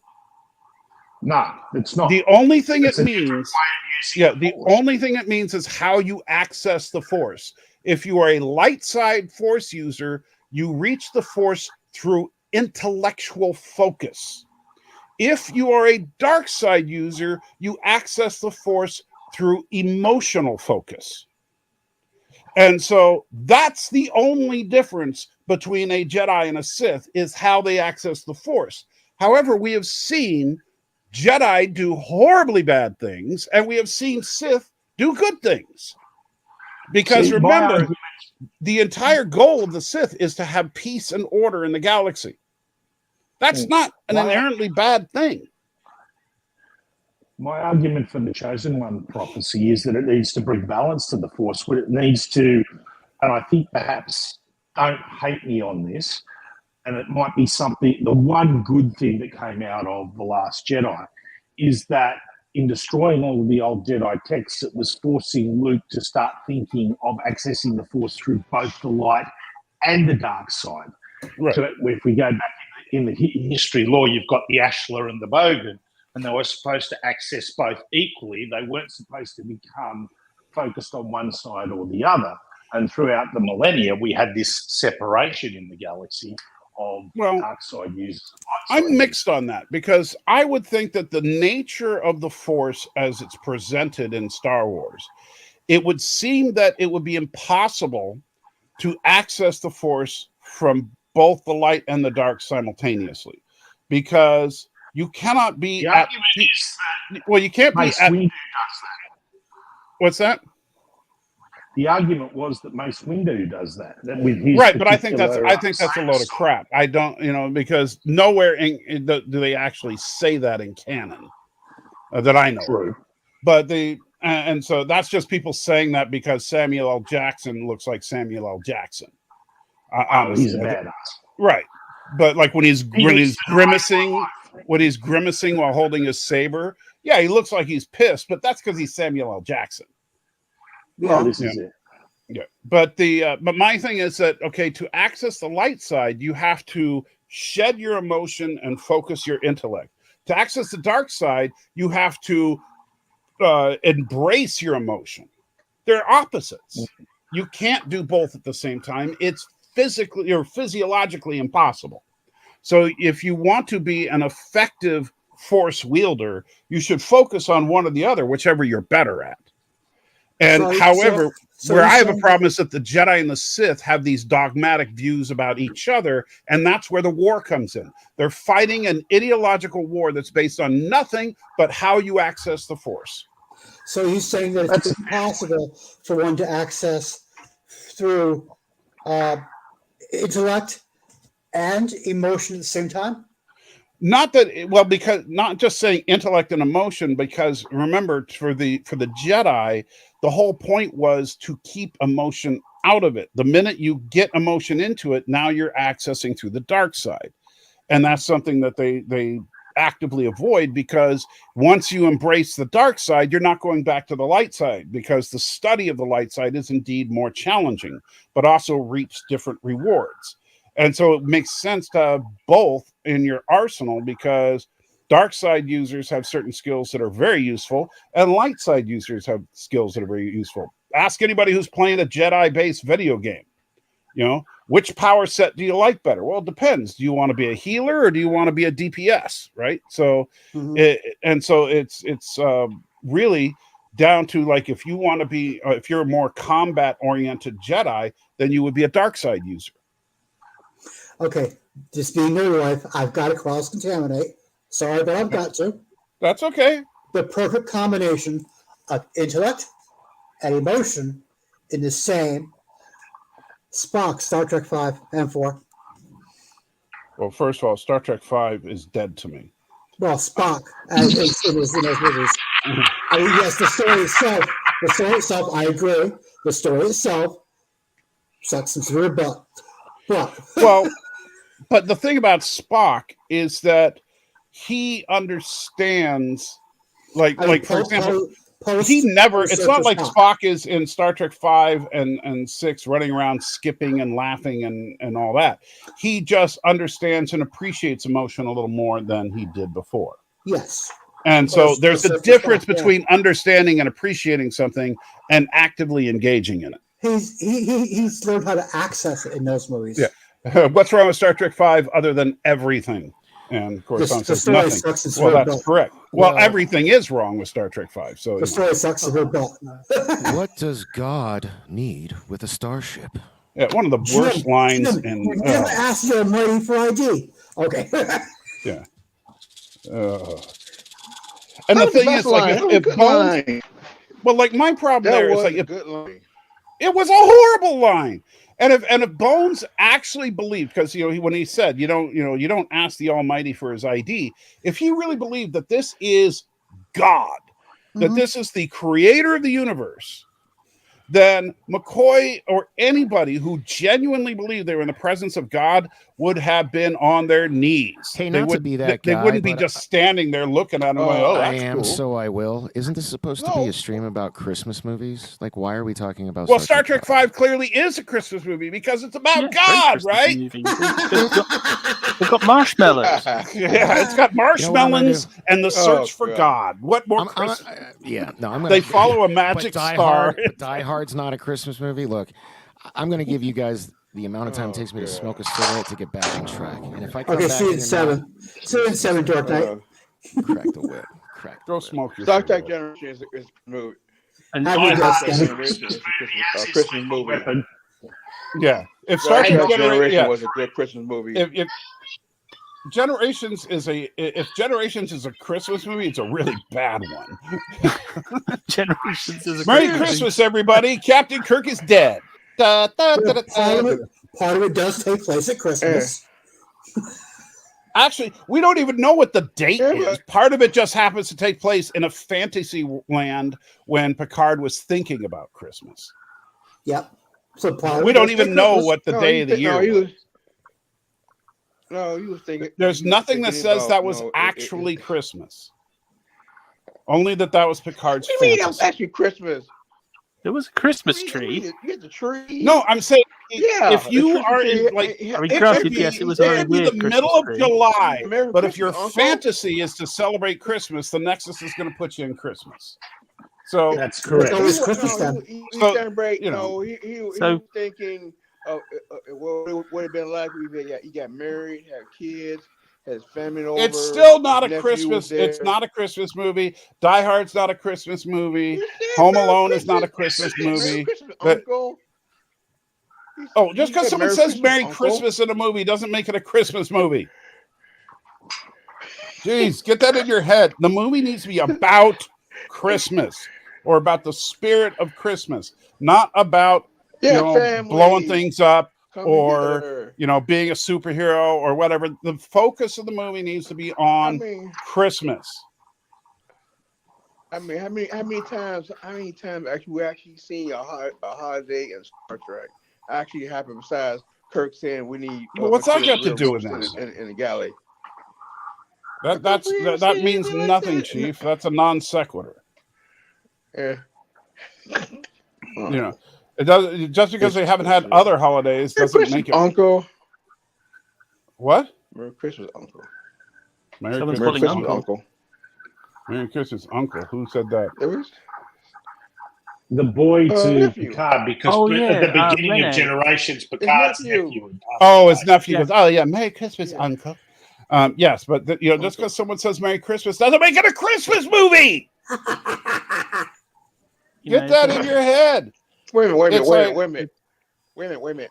The nephew and the one episode family that we did have died in the fire, which Picard forgets. So a Voyager was a Christmas amulet. Yeah, and OBJ, I will tell you this: Christmas Army. I enjoyed Hawkeye. What's that? I'll call that a Christmas movie. So I would say, ABJ was saying, hold on, Chief. ABJ is saying I kind of enjoyed the Hawkeye miniseries. I enjoyed the Hawkeye miniseries a lot, and you know what? It's not a Christmas show. It's a show that takes place at Christmas. There's that makes it a Christmas show, right? Because the big fight was around the Christmas tree. But the only reason for Christmas in it was to give you a time frame that Clint had to get the mission done because he had to be home for Christmas. And so that just gives you a ticking clock. That's the only reason Christmas was there. They could have made about anything, but they happened to make it Christmas. And so they were in New York. He gets involved in the caper, but he's got to get home for Christmas. But following that logic, that means any movie could be no movie is a Christmas movie because they could make it about anything else. Hawkeye's not about Christmas. Hawkeye is about his accepting that he's a role model. It's about her fulfilling her ultimate calling. It's got a bunch of themes to it. And while Christmas is there, that's not a theme. That's just more of a location, if you will. It's a setting. And so if Christmas is a setting, that doesn't make it a Christmas movie. It's like, if anybody who's watched Top Gun, does anybody say, oh, yeah, that's a great movie about California? Does anybody say that? Yeah. No, nobody says that, Chief. Don't tell me, There's not a person in history who has ever said that. I remember don't go there. You'll find there's probably someone who's quoted as saying that. California. It's called. It's a great movie about homoerotic volleyball. Yeah. but California is just a setting, right? It's not hot girls. Yeah, but it's not about California. It's about magic. It's about the joy of flying, and it's about gay volleyball, and it's about but it's not about California. California is just where it takes place.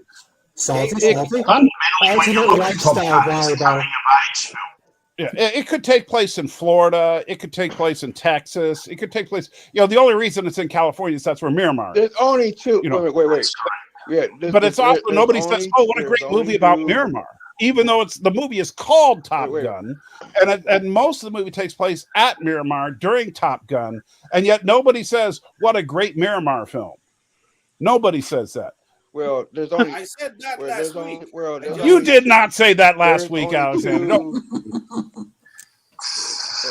There's only two Top Gun schools.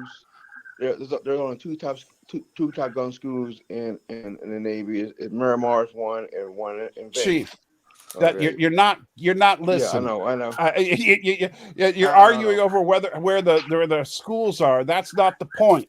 The point is that's I know, just a but setting. no, It's still what the movie's about. no, yeah, It's I was just getting, where the movie I was is. getting. My point was, yeah, no, my point is that there are two great places we want to go: California and Vegas. But no, you know what? That's not a point at all. That's just you putting out random information that has nothing to do with what I was saying. Okay. I just said that to my colleague last week. I said, you saw Maverick. That's a great movie about California. I remember I said that. Yeah, I'm pretty sure you're lying to me right now, Alexander. Why you say that? I mean, Well, because that's what you do. It wasn't like And Santa Claus versus the Martians is more of a Christmas movie than Star Trek Generations or Die Hard, because at least Santa Claus is a main character. But I wouldn't call that a Christmas movie either, to be honest. Even though Christmas is more involved in that than in those other movies, because the Martians are envious of Earth. Yes, I've seen this movie multiple times, but the Martians are envious of Earth because we have Santa Claus bringing joy to the world every year, and so they decide to abduct Santa Claus to bring joy to Mars. And so, okay, in a loose way, the Christmas spirit is there, but I still wouldn't call it a Christmas movie, right? It's just a movie that Santa Claus happens to be in. Now, the difference is that, of course, Thomas likes to try to say it's how Santa killing people in the spirit of Christmas. It's the story arc of Santa. It's not the fact that Santa's killing people that makes it about Christmas. It's Santa's spiritual journey in the film that makes it about Christmas. And so that's what you're missing. And yes, Eclectic, I will be your wingman. It won't be a very good one because I can't fly. Don't sing, Chief. You know, I banned you from singing already. I will mute you. There's a reason I don't sing, okay? Oh, wow. Dork has gotten more in the Christmas spirit. Now he's wearing his ugly sweater. Oh, and it's got a koala just for the Aussies. It's a sloth, actually. Oh, well, never mind, But it's Stephen. got a He little hates pocket, you. Look. That's not. I would say that is nothing like a koala. Koalas are savage beasts. So, also another issue with my Christmas cheer, Mike, is my roommate moved out without any notice. Oh, then you're screwed for the rent. Yeah, and he's here. He just got here to get his truck out of my driveway. It's been sitting there for 6 months. You should put some nails in the tire for him. Well, I mean, it doesn't start, so I mean, I'm not. Had the truck towed the truck. No, I'm not. I'm like, no, I don't need that bad karma on my soul. It's fine. It's just, he's getting it. He's trying to charge the battery. Mr. Atheist doesn't need bad karma on his soul. Truck. Well, Christians don't believe in karma. They believe in truck Christ. towed. Yeah, I know. I didn't say I believed in karma, but you shouldn't either. Why not? We don't believe what goes around definitely comes around. That's why. Is there a weird echo somewhere? Yeah, I think it's us, Stephen. It's because it's bouncing off Australia. Unfortunately, because the flat Earth is so big, it takes a few seconds for the signal to get to Australia and back, because Australia is actually 17 times further away than you think it is. Because you want to hear something? Since you're going to talk about flat Earth, I have a friend who's a flat earther, and you know what he said to me? Well, I got a friend who's a flat earther. So he goes, a pizza's round, but it's also flat. Oi. Oh my God. Oi, Mike. Right? Right. Dude. Oh God, Mike. Well, that's I got to ask you one. And he was using. He thought it was the perfect analogy, because he's like, the crust on a pizza is just like the ring of ice around the Earth, and he called it something. He gave it a name. I forgot the name. The world is not Terry Pratchett Discworld, okay? Oh, dear. Hey, Sauce, I got a good question for you. I got a good Star Trek question. You got a good question for me? I doubt that. So you guys still aren't talking about Christmas. Come on. We were talking about Christmas. I got something just for you. I've got a Christmas present for you, Danny. I'm going to put it in a minute. But what was your question, Chief? I'm looking this up here. Hey, interesting one. since we always seen Kirk and Picard always seen us in the open dialogue, it's fighting frontier. You think they should have done that same thing, something similar to that in Deep Space Nine, Voyager, something on their own version of Space Fighting Frontier? Why didn't They we should have get a done that. Christmas Seriously. Star Trek Christmas special? Wait, I don't know why we never got a Christmas episode. The original series gave us a Halloween episode. No. But I'm not sure what you're asking for, Chief. What do you see? No, Space to Fighting Frontier. We all seen Kirk and Picard. I'm saying, you think they should have done it as some have their own? No, not necessarily. I mean, what's Cisco going to say? Station doesn't ever move. These are the adventures of the people living on it. I mean,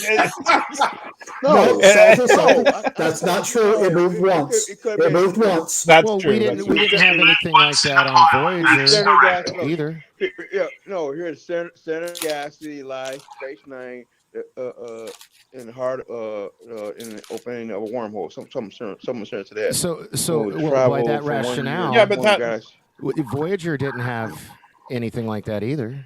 Neither did Enterprise. I know, but Enterprise. And Enterprise should have personally. It's been a long road. Yeah, that was don't. Get from there to Get from here. Thank you, Sausage. Like Wolfman.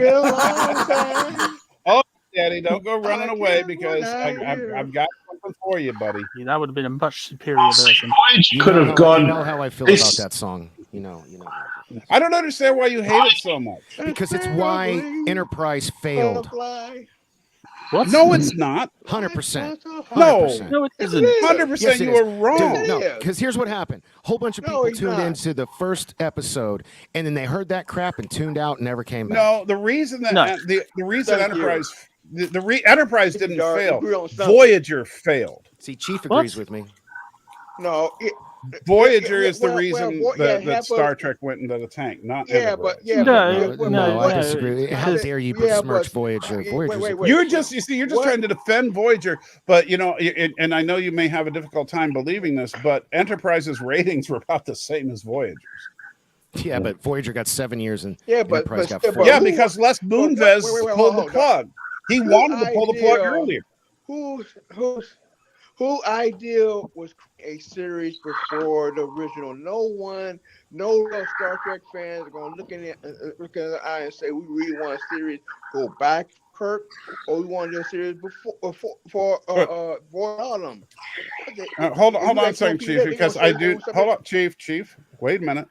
So God donated $1. So Danny, if you will. Super chat. Thank you, sir. And God says, hello, my children, and whoever that guy I think in the Santa hat is. Hope you all have a great Christmas weekend. Thanks, God, but you're not real, so that money's never going to make it to you, buddy. Sorry. It's already in my bank account, so there's that. I'm not a children. I'm a burger. I am not a children. Yeah, guys, the things that I learned about California in Maverick, it's that in California, I mean, you can learn to fly. It's great, man. That's California. I love how he says California. No, they keep it rocking. California. They keep it rocking. Don't get it back to rocking. Keep it rocking. This is All right. what I explained. Hold on, Alexander. Hold on. So this is just for you, Danny. Are you ready for this? Oh yeah, I'm ready. All right, here we go. Cheese? Oh, the flat Earth. Yeah, what do they call that? There's a name for that ring around it. This is an actual flat Earth simulation. Oh, gee.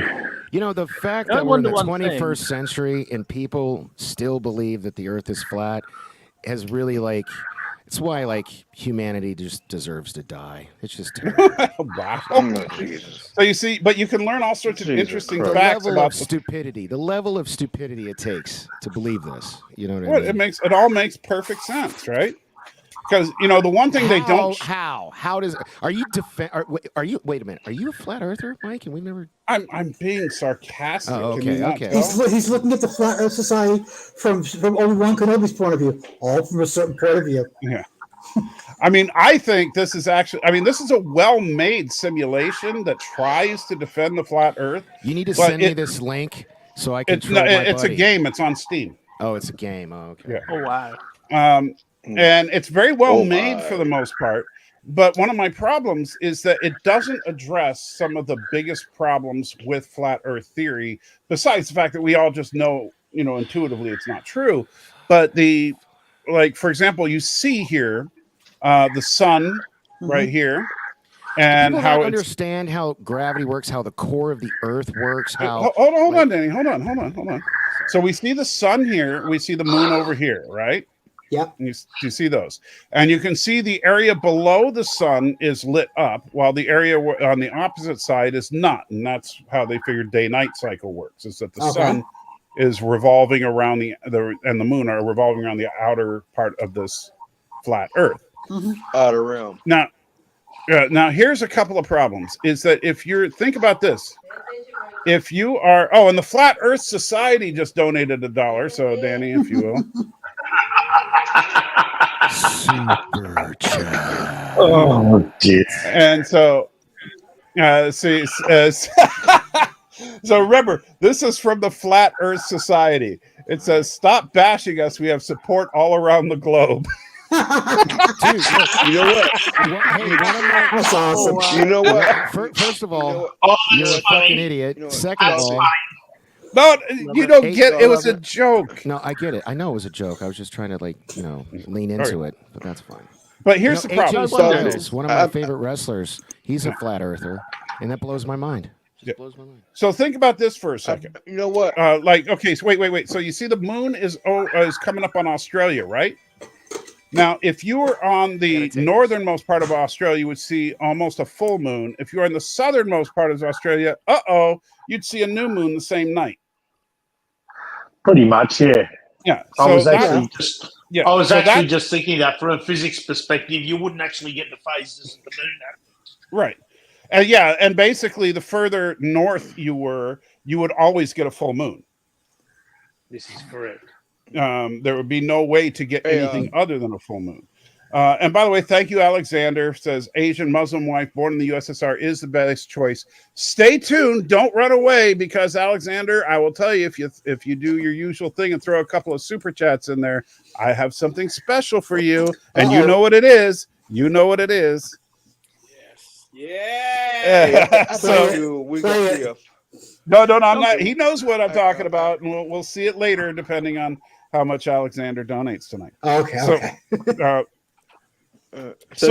That's one problem. So phases of the moon, and the fact that you would see two different phases, actually more than that, because of course, if you were here, you would see a half moon, right? Mm-hmm. And you would see the opposite half moon. And actually what would happen is, if you were like in Australia, throughout the night, you would see the moon go through all the phases. Yeah. Another problem is, of course, if you were over here, right when the sun goes down, the moon would appear very small. Then when it's right overhead, it would be much larger. And then closer to dawn, it would be very small again. That doesn't happen. But the biggest problem is from a straight top-down perspective here. I see Alexander's trying to hedge his bets there. Yeah. So, and by the way, Danny, are you there? Oh, I guess he stepped away. So when he gets back, he needs to say super chat twice. So guess what I'm going to say based on the season right now, what the problem is. Length of day. Exactly. It is impossible on a flat Earth model to have a near full day of daylight in the southernmost parts of the world. It's absolutely impossible, because no matter what happens, the sun can't cover more than half. And the problem is that, like, in the southernmost tip of Australia, and I think that's a little further south than the southernmost tip the southernmost tip of America and the southernmost tip of Australia, and those areas, the length of day gets extraordinarily long when we get close to the solstice. Okay. And so like in the, I looked it up. Like in South America, the days get to be about 18 hours long. Damn. Right. So, how could you have an 18-hour day on the outermost rim of this flat Earth, but at the same time, when you're in the North Pole, no daylight at all? You know what? I could just be a new Strange New World commercial. Episode here. A flat Earth planet. He just right. I said I better change. I'm saying there's a big chance they might show us this flat Earth won't be on Strange New Worlds. Oh, come on. What are you? Yeah, I don't know what you're smoking. You don't think they? Why would they put a flat You Earth don't on think Strange they'll- New Worlds? That look, makes no sense. Why would they do that? What's the key word? Strange New Worlds. Strange New Worlds. The world is strange, and the strange, and the new. You know what they've been I saying? shake my head at thee. I shake my head at thee. I shake my hand at thee. So, yeah, the problem is that in order to maximize daylight time, the sun would have to be like right now. It's directly over the southernmost tip of Africa, right? Yep. That's about the longest day you could possibly have in that region, and it's still not going to be more than 12 hours ever. It would be impossible in the southern hemisphere to have a day longer than 12 hours. It's certainly possible in the northern hemisphere to have a 24-hour day, or if the sun moved out towards the edge, a 24-hour night. But if it moved out to the edge, the days on southern Africa, Southern America, and stuff would actually be shorter because the sun would be on the other side of them. So there's no accounting for that. And no flat Earth model can account for that. You said this is on Steam? This is on Steam. It's just called Flat Earth Simulator. It's got all sorts of fun-filled facts. Like if we click on the sun, it'll tell us here that the sun is a revolving sphere. It has a diameter of 32 miles and is located approximately 3,000 miles above the surface of the Earth. The sun's area of light is similar to a spotlight or searchlight. This means that only a certain portion of the Earth are lit at a time. Wow. It also describes how night and day arise on a flat Earth. The apparent view of rising and setting sun are caused by perspective, just as a flock of birds overhead will descend into the horizon as they fly into space. Together with the moon, the sun rotates around a mysterious central point of rotation. Oh, dear. Oh, dear. They put a lot of work into this one. My brain hurts. Yeah. They put a lot of work into this one. Yes. So, well, at least they try. I mean, it fails on a lot of levels because, okay, so you want to say that it shines like a spotlight downward. Fine. Although what's funny is that mechanics. Well, the funny thing about that is that they still show it as a spherical object. Right. And that's funny. So here's the problem. Let's say on a flat Earth model, you are in South America right now. If you had a powerful telescope, you should still be able to see the sun in the middle of the night. Right. Even if it's shining downward, you would still be able to see the edges of it. And same thing with over here. If you were over here, you should be able to see the moon with a telescope at any time of the day or night. Because they're 32 miles away, yeah. Yeah. Yeah, it's only floating 32 miles above. Well, the sun is 32 miles. The moon, let's see. The moon is a revolving sphere, has a diameter of 32 miles, and is located approximately 3. Oh, so they're the same size. The sun and the moon are the same 3,000 miles. size. Okay.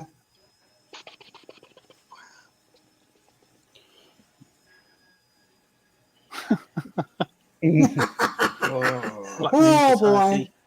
Move. Fly me Now, to the moon. they say it's spherical due to a slight rocking back and forth over its monthly cycle. I thought it's spherical because if you look at the shadow on it, the shadow changes shape to match a sphere.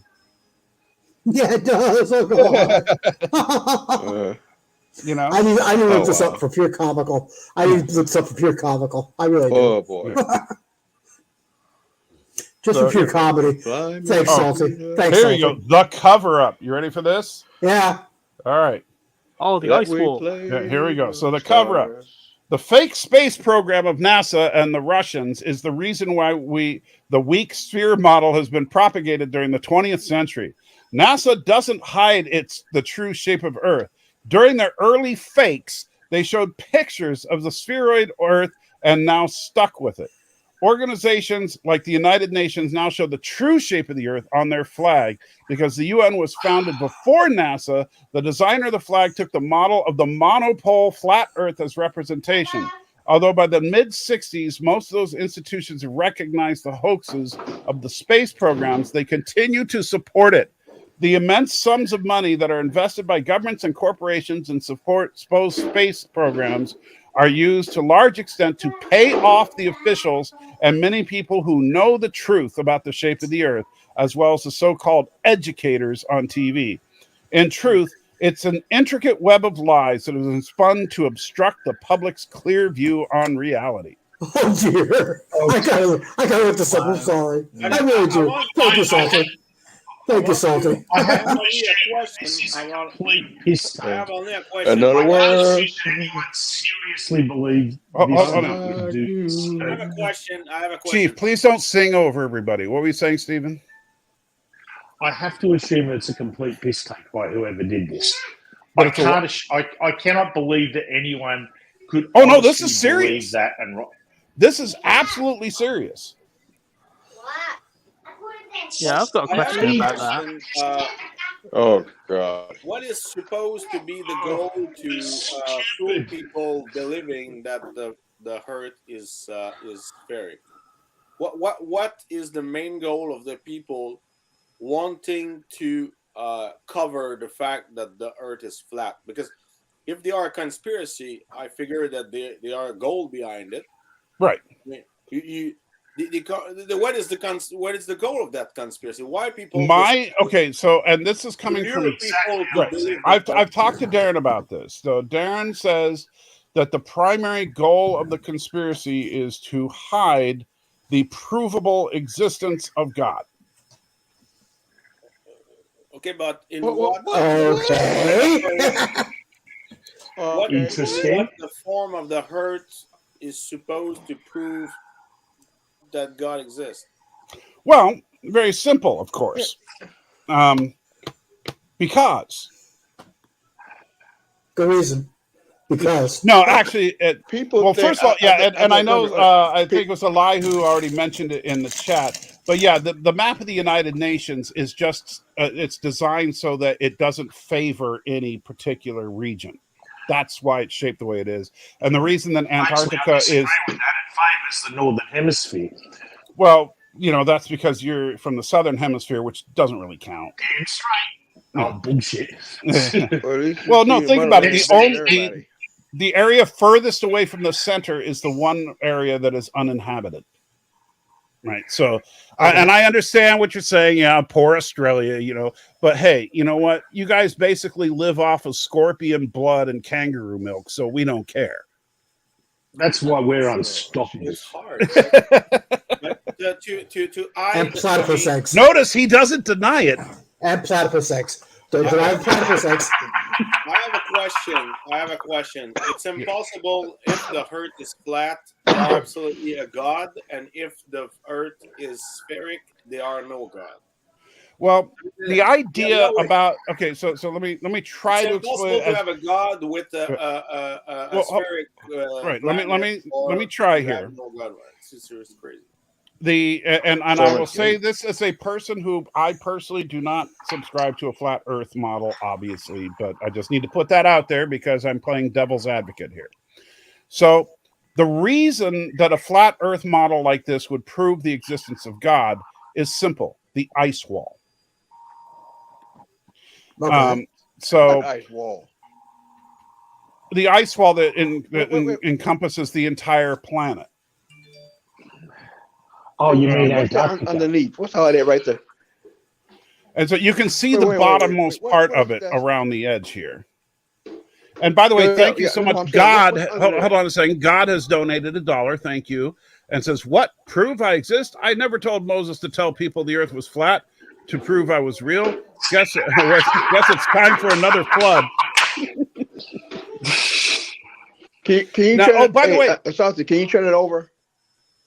turn it can you over. turn it Well, no, I over? can't see it from the bottom. This is as far down as it goes, if that's what you mean. Yeah. No, but for me, Yeah. it's like the people Wait a minute. saying Wait a that. minute. Are those? Wait a minute. Are those canyons or mountains or Well, what's underneath, that? those are what's called the pillars of the earth, because that's a biblical. There's a biblical line that says the pillars of the earth. Yes, which is highly metaphorical anyway in the context that it's written. Right, but and that, well, Job is a book of poetry anyway. But and so you can't. I mean, if you're trying to take that's like trying to take a poem and saying this is a cosmological textbook. You know, that's the same as with Genesis 1 and 2. Yeah. Well, I'm not arguing with you on that, but I know there are a lot more people that take that literally. But even if you do, it doesn't say flat Earth. No. Okay. And yeah, Elihu, I will tell you, when I challenged Darren to give me and this was over on Bird of Prey 5 stream, I challenged Darren to give me a Bible verse because he keeps saying the Bible says the earth is flat. He used Isaiah. He tried to say that it says, it is he who sits above the circle of the earth. See, it says circle, not ball, because there was no word for sphere in the Hebrew, but there's a word for ball. And it's like, yeah, but they're telling you a shape, not an object. That's correct. And so, and interestingly enough, a sphere looks like a circle from any direction. However, this is true. A flat disc only looks like a circle if you're directly above it. This is correct. Salty, wouldn't the more direct translation be face of the earth? No, I think that the actual translation is the circle of the earth, but I think that that's simply describing what it looks like, not necessarily that this is some kind of cosmological statement. But the reason why the Catholic Church was defending that the earth is flat, I don't think this is a question of the Bible. I don't think the Catholic Church was saying the earth was flat.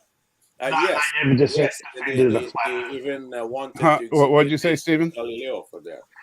The Catholic Church, not now, but the Catholic Church says that. Wait, Alexander, I need a source for that because, to the best of my knowledge, the Church has never officially taken a flat Earth position. No. Okay. They have taken a geocentric position, but not flat Earth. Which was the center of a sphere at the center of the solar system. There was saying that.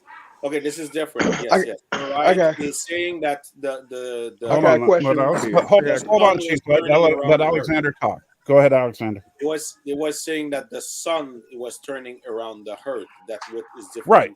That's the geocentric model. Yes. That is a spherical Earth. And it's just a spherical Earth at the center of the universe. And this is what Galileo. Right. Galileo showed what they called a heliocentric model, meaning the sun was the center of the universe, not the Earth. No, that was not the flat Earth question. It was a question of there was never a church position saying that the Earth is flat. You're right. I was mistaken. All right. So who else was trying to ask something at the same time? There was someone else trying to ask something. Okay. What? Go ahead, Chief. Are they saying that is it spinning or just stay in one spot? The sun different people, different arguments about this. So, because many flat earthers say there is no such thing as gravity. All right, gravity is a myth, and the way that they explain the fact that we don't go floating into the air is that the Earth is constantly moving in what would be an upward direction. Problem with that is that centrifugal force is only created by acceleration, not by simple movement. And so the Earth would have to constantly be accelerating in an upward direction. And just over the course of human history, by this point, we would be moving many, many times the speed of light. And so there, which of course the stars and all that wouldn't, none of that would work. So instead, what they argue is that, well, there's a reset button on the speed every now and then. because that tries to correct for it. Other flat earthers do actually say there is such a thing as gravity, but it's not what we think it is. That it's really just like a mystical force that pulls everything down. But keep in mind, depending on who you talk to, outside of these ice walls on the outermost rims of the flat earth, you will find that's where God's domain is. That's where, and so that's why God is provable if the flat earth model, that particular flat earth model, is true. Because you can literally just drill a hole through the ice and get to God. But Salty, if that's the case, why has nobody actually done that yet? Well, that's what, and this is part of the conspiracy theory, is that people and you know, people that are hardcore believers will say you can't travel to Antarctica because they don't want you to do that. Even though you can travel to Antarctica, there are flights that go over Antarctica every day, even though that's same people will say, oh, every single time those flights are diverted. And I say, give me some proof of that. And they say, you know, so, but there's, because there is. If they want, yeah, there is proof that they actually go over the Arctic Circle. Right, there's pictures of the planes over the ice sheets, but you know, and there's live tracking that anybody can actually access for any airport or any plane. But that's all fake. Remember, that's all fake. Really, it is.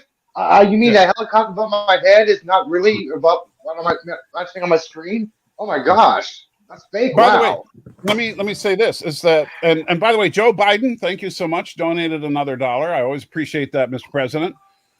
And so I fell upstairs and off a bike because the earth is moving up. Sounds reasonable to me. Oh, that's horrible. I love it. Yeah. So, yeah. So if you could go outside of this ice wall, that would be proof. However, the problem is that the ice wall doesn't exist. And then when people, I say, well, why don't you, you know, if honestly, if you really believe this, is a conspiracy to hide God, then why doesn't all the flat earthers pool their resources to charter a plane and send live footage of you flying up to the ice wall? Prove it. Well, it can be done. And then they'll say, well, we can't because, you know, they won't let us. Yeah, they will. You just got to file a flight pass. Just do it. Actually, there is a very, very, very cheap way, which will cost you free. It'll cost you nothing to actually prove it. You take one person in Australia. Still doing this flat Earth thing. That's fun. One person in Los Angeles, California. Another person in Belgium, Germany. Okay, you know that's thousands of miles away. Right. Tell them to look at the horizon. What star is at the bottom of the horizon? They should see that exact same star. Do they? No, that won't work. You can actually communicate via online. That won't work. They have a million excuses. They have a million excuses for that kind of stuff. But here is something you could do, because when they start saying, they can't, you can't get a flight to Australia, or I mean a flight to because you shouldn't fly to Australia because you know bad people live there. But if you were, of course, you need to be tough enough to swim all the way. Yeah. But since you can't go to Antarctica, I say, well, here's a very simple way to do it. Is let's look at the flat Earth model from above again. So all you have to do is get on a boat, and you start here in the southernmost tip of South America, and then you go around the edge of the Earth to Australia, and then around the edge of the Earth to Africa, and then back around the edge of the Earth to South America. Now, then all you got to do is measure how far you just went. Because if that distance was only the bottom pole that you were circling, it's going to be a whole lot less than if you're circling the outermost rim of the Earth. Indeed. And so there's your proof. So anybody can prove it. All you got to do is have a boat and a few months. But you can't go all the way around on a boat. Well, you have to have a good boat. You can't though. Magellan tried. He died. Holly jolly Christmas! It's the best time of actually. Salty, I know why anti-spherical. Sorry, hang on. The anti-spherical planetary society members I said the boat argument is false because you got the mirage and the waves in the sun reflecting, so it's a mirage that the thing is disappearing or rising because the waves and the light reflecting cause a mirage in your eyes. That's their argument. I'm like, what? Oh, I know, The thing is and a I'm not desert. saying See, their arguments are plane. I'm like, good. what? I'm not saying that their arguments are good. I'm just saying that they have them, and they'll say that you're just basing it on fake news, basically. You know, so that's the problem, is that they will say that, oh, and like what you have there, with the flat and round perspectives. They'll just say, oh, well, you know, any time that's been tried, it was, you know, bad data, or something got corrupted, or it was conspirators that were doing it. Oh my God. Every bit of footage you have that shows curvature of the Earth from, you know, a space station or whatever, it's all CG, it's all fake. And the problem with all that is that you're talking about a conspiracy between every Well, it doesn't major. help that NASA has gone on record saying that every picture they've shared of the Earth has been, you know, modified. Well, NASA is the centerpiece of the conspiracy. Every higher up at NASA is in on the big conspiracy. And Space Oh Force. yeah, 1,000 employees. Yeah, but Space Force. Of course, yeah. Matthew says Trump believes in a flat Earth. I've never heard Trump say he believes in a flat Earth. Netflix show. Listen, I want to know what they are saying about the fact that they are a bust of Lenin in Antarctica. Is it because this is the devil that is there watching God or something like that? No, the way there's what in Antarctica? A Lenin bust. They are a Lenin bust in Antarctica. Aliens? Lenin. Yes, Lenin. They are a bust. John the Lennon? Soviet Union put a bust. I don't quite. I'm not quite. Did somebody else understand him better? Because I'm not sure what he's saying. Yes, a Lenin statue. They are. Are you talking about Lenin, like the Soviet guy, Lenin? Yes. They are one in Antarctica. The Soviet Union. Lenin's in Antarctica. Yes. I thought Lenin was in Moscow. But look on the internet. You'll see they are. Lenin. This is the Soviet Union. They put that there.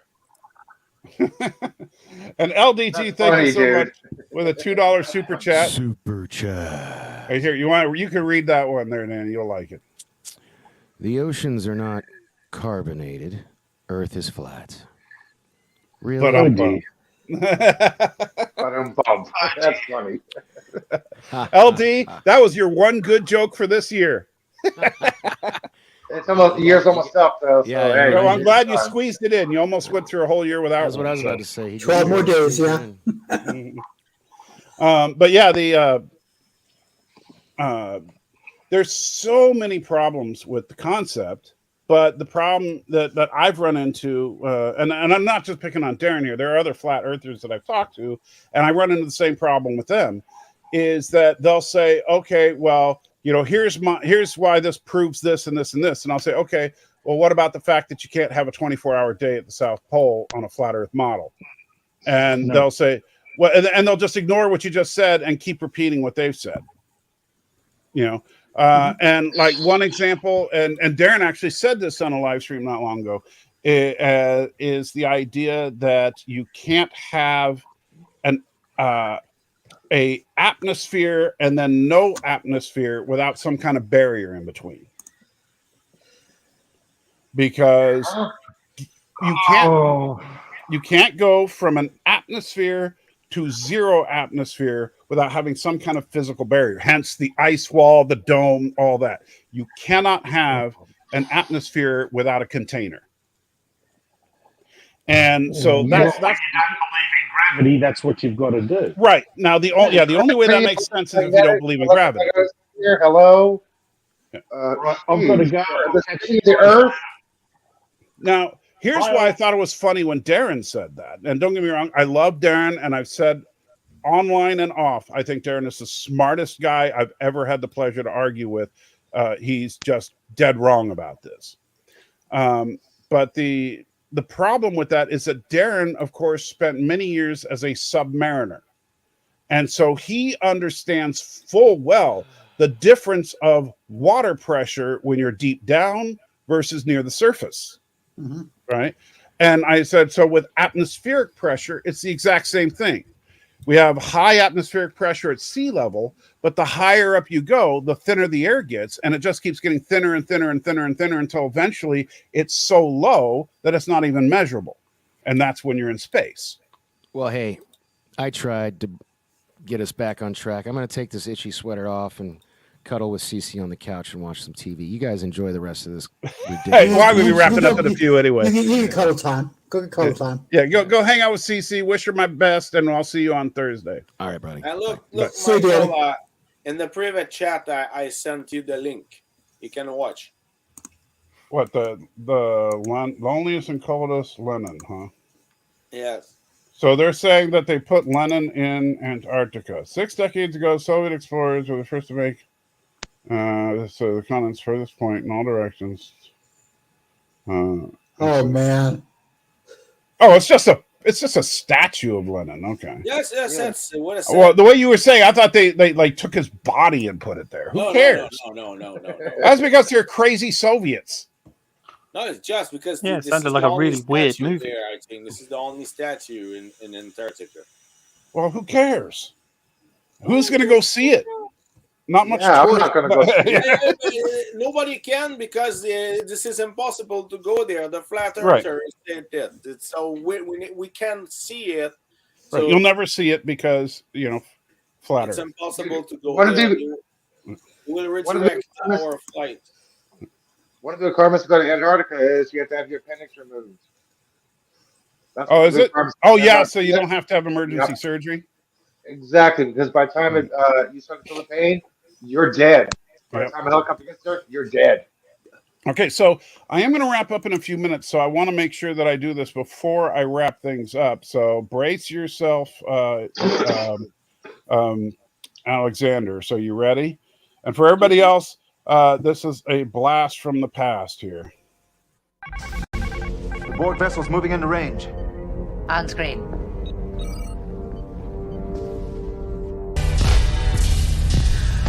Let's get lost in that magic place all alone now.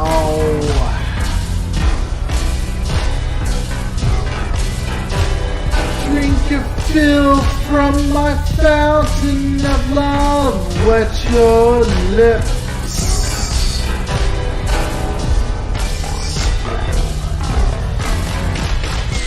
I'm a man, I'm a teaser, I'm a man, well I'm a virgin, I'm a man, I'm a one-night stand, a man, I'm a man, I'm a man, I'm a dream, I'm a dream divine, make love together.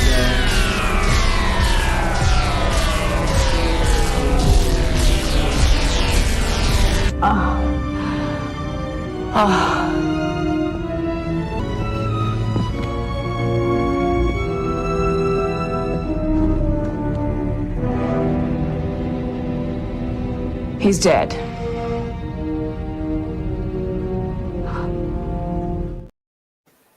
Love it. Love it.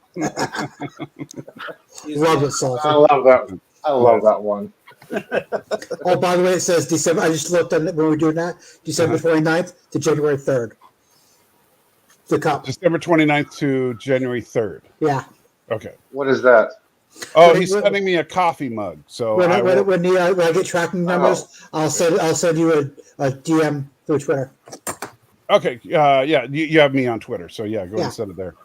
Yeah, I'll keep an eye out for it, and so as soon as it gets here, then that Sunday I will use that cup, even if it means I have to get up 10 times to make more coffee. It's like a 10-ounce cup. Yeah. Wow, 10-ounce cup. Yeah. I might have to move the coffee pot to right next to me. Just for that. Fair warning, it's like a 10-ounce cup. Damn.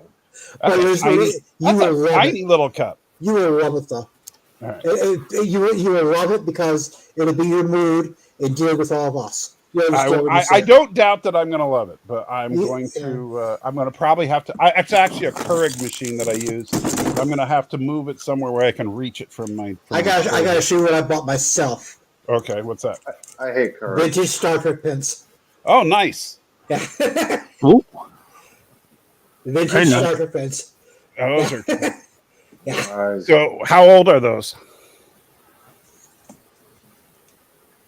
My eyeballs don't work that well. Sorry. Yeah, that's okay. Mine don't either. 68. Wow, that's the year I was born. That's impressive. That's a little bit before me too. A little before me. Yeah. You're a few years older than me. Remember, that's why I said the first episode I watched of that was not a rerun of Star Trek was Spock's Brain, season 3, episode 1. Because I was born in April when the show was in hiatus. So May 72. So, you're a couple years older than I am. Yeah, for you, man, the animated series was already out. I was watching that. So I grew up with reruns of both of them. Yeah. Because by the time I was conscious enough to, I grew up with reruns of both of them. Yeah, I remember, man.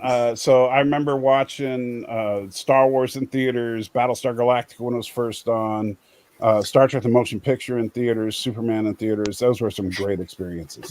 That's a little bit before me, but not much. Right.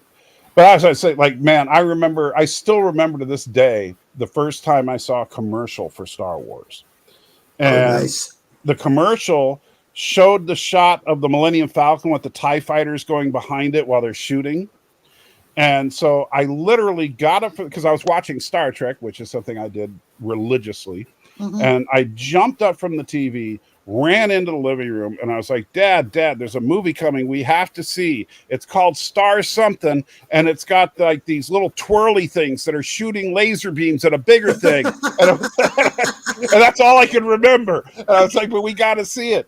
And so we did. We went and saw it on opening weekend. And I've seen I saw on opening weekend both E.T. Mm-hmm. and the Muppet movie. Wow. E.T. I saw on opening weekend. I've seen every Star Trek movie with the exception of Star Trek 6 on opening day. Oh, nice. Star Trek 6, I was going to go on opening day, and then I got called into work. So, so I ended up going the next day. You're But lucky you saw Star Trek 5 on the opening day. You're a lucky guy. Let me see, Star Trek 6. What were you, about 22? Oops, did I do that? I'm sorry, Alexander. Star Trek 6. Star Trek 6. What were you, about 22, 23?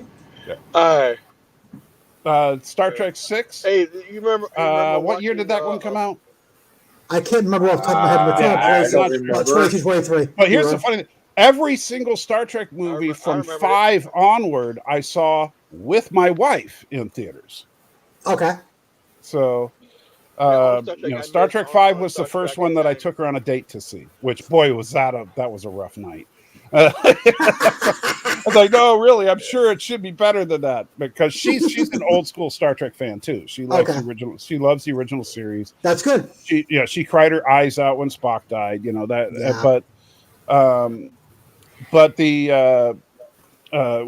I finally, when we started dating, Star Trek 5 came out. It's like, oh, we're gonna go see Star Trek 5. She goes, oh, cool, and then we go see it, and it's like, what a letdown.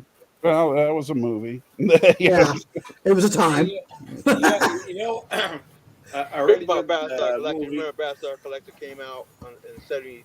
It was 78 on 78 ABC. when it first came out. Yeah, ABC network. It was ABC, and all you just remember the music, and you thinking you think you watching Star Wars and at the same time.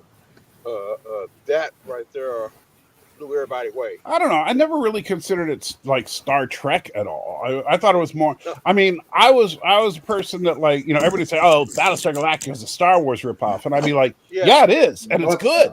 Yeah, it was. So what? Yeah, it was. The music was great.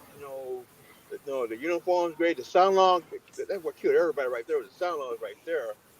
It was just, it was like one season. Yeah, one season, and that was it. It was just one season, but because the problem was the Galactica was was the number one show of that year, but the production cost was just too high. They couldn't keep doing it. And see, because you think about it, Say it again. watch Battlestar Galactica, any episode from the original series of Battlestar Galactica, side by side with the non-special edition of Star Wars, and you will see that the visual effects on Galactica are right there. They're like, they're very comparable to each other, and that's saying some. TV back then never came close to how a movie did as far as visuals. I think they hired someone from who worked on Star Wars. I think they said they hired somebody. I think they said they hired somebody. Well, I don't know if they did or not, but I'm just saying that but it doesn't matter if you hired someone that worked on it. It's still going to be a very expensive proposition for a TV show. It was, so they did say one reason why it was too expensive. It did say one reason it was too that's why expensive. Galactica 1980 there was no real space battles, except for in like one episode or two episodes. And even like people were like, oh well, wait till you see the Return of Starbuck. That one's good. That sucked. And it's one episode right at the end. It's not great. And it started the trend of Barry Van Dyke being in very, very badly cheap sort of sequels. The 1978 Galactica, it was, man, if that show would have only gotten 3 seasons, so it had enough for syndication properly, I think Galactica would be a franchise as big as Trek. Yeah. The problem with Galactica is it only lasted 1 year, and so they just didn't have enough episodes to syndicate. They did have no episodes. They didn't have no money. That's what they said. They said they ran. No, they didn't have enough episodes produced for syndication. Yeah. And that's why, like when Star Trek got 3 seasons, one of the great reasons for the big push for a season 3 is because you had to have at least 70 episodes for syndication. And there's 79 episodes of the original series. Galactica only has 1 season, so it never had a chance. All right, guys, I will go to sleep. But before to go, all right, you cutting up dead animals tomorrow? Oh, wait, before you go, before you go, Momo donated $1 and Momo says Jonah Hex is my favorite Christmas movie. Yes, but I mean, between you and me, I mean, he said that because he wants to look intelligent, but I mean, he just repeat what he heard somewhere else. Right. And I wanted to say to you, all my friends, if you want to watch a really good movie about Metropolis, you can watch Supergirl 9. All right, have a good one.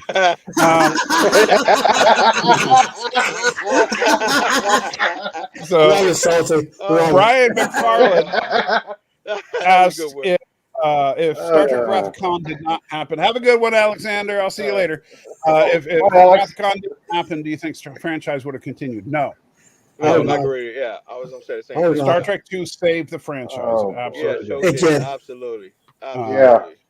And then and you ask if Star Trek 2 is a Christmas movie only in the sense that it was a Christmas present to me. That was it was a great movie. It obviously was a summer release, and and didn't involve the holidays at all. But at the same time, it was like the greatest gift to Star Trek fans ever.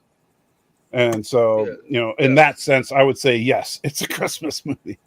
And then Chris says, sorry. It's like the OG BSG, and then wanted to know where can you see anything BSG? Peacock.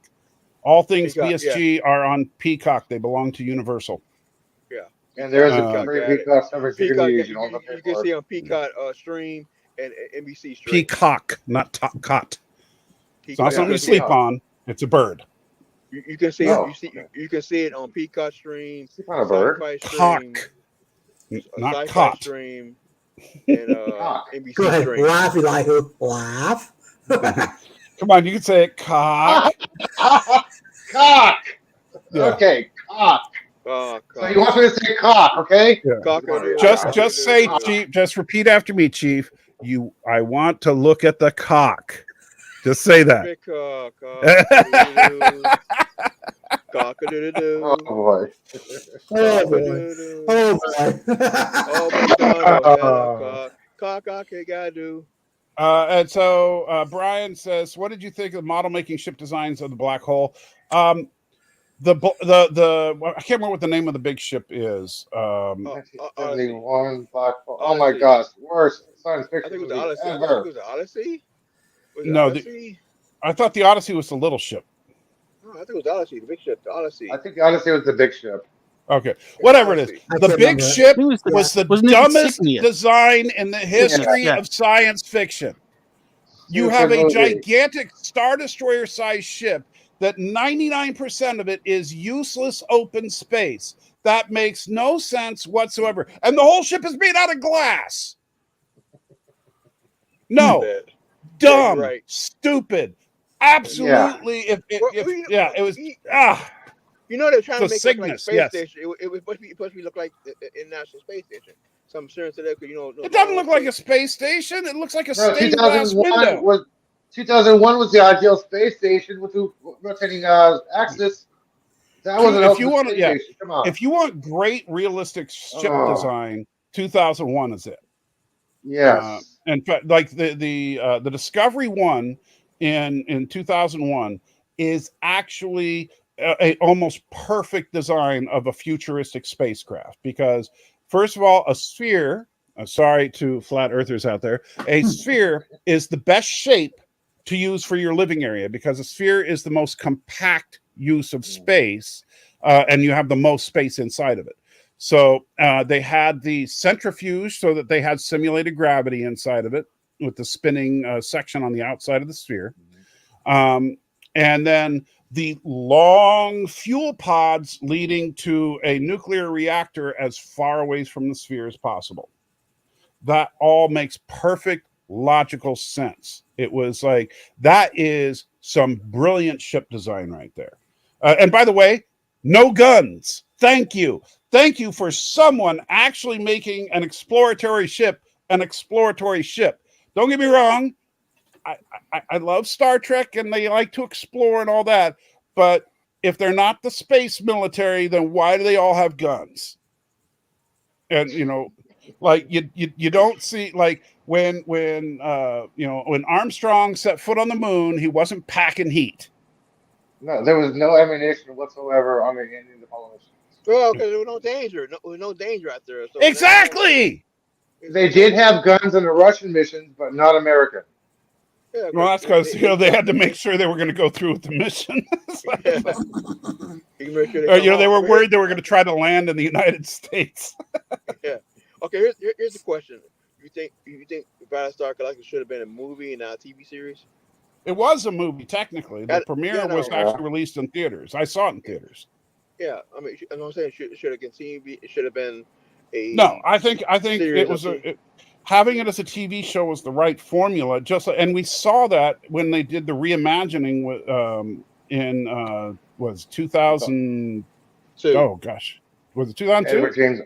Edward James almost. But the Ronald D. Moore version, it showed exactly how effective a series it could be as long as you had a prescribed beginning, middle, and end. And that was the important thing. They didn't run it until it got canceled. They said this is a 4-year deal. And so I'm saying in fact, you think you think it could have been a successful franchise at the movie level, not as a TV show. No, because Battlestar Galactica only has one story. And that's one of the reasons that the other Galactica shows have all failed. Battlestar Galactica only has one story. And that is Apocalypse, find your way to Earth. That's it.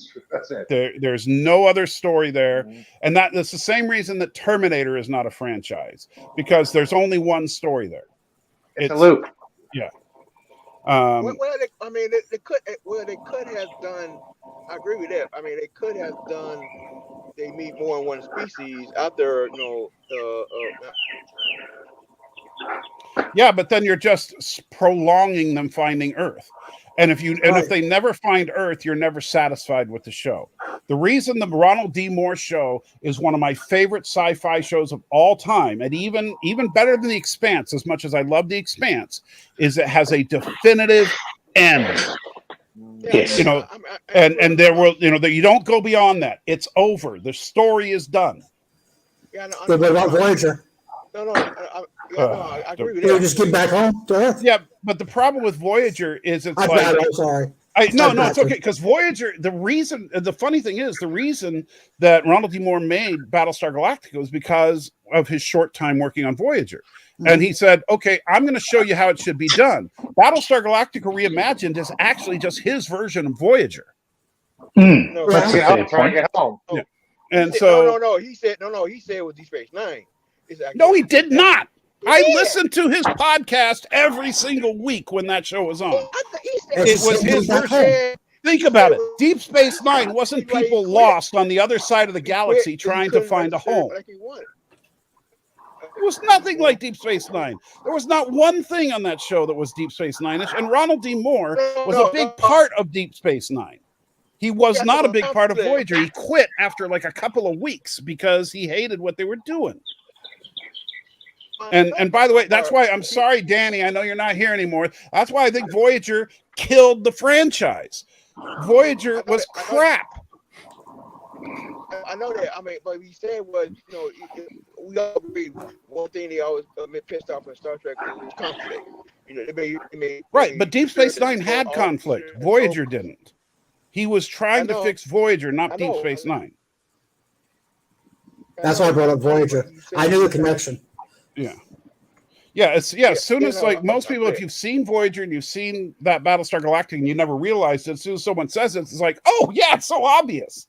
It's just a good version. And in fact, all you have to do is, by the way, take the president and her people are the Maquis.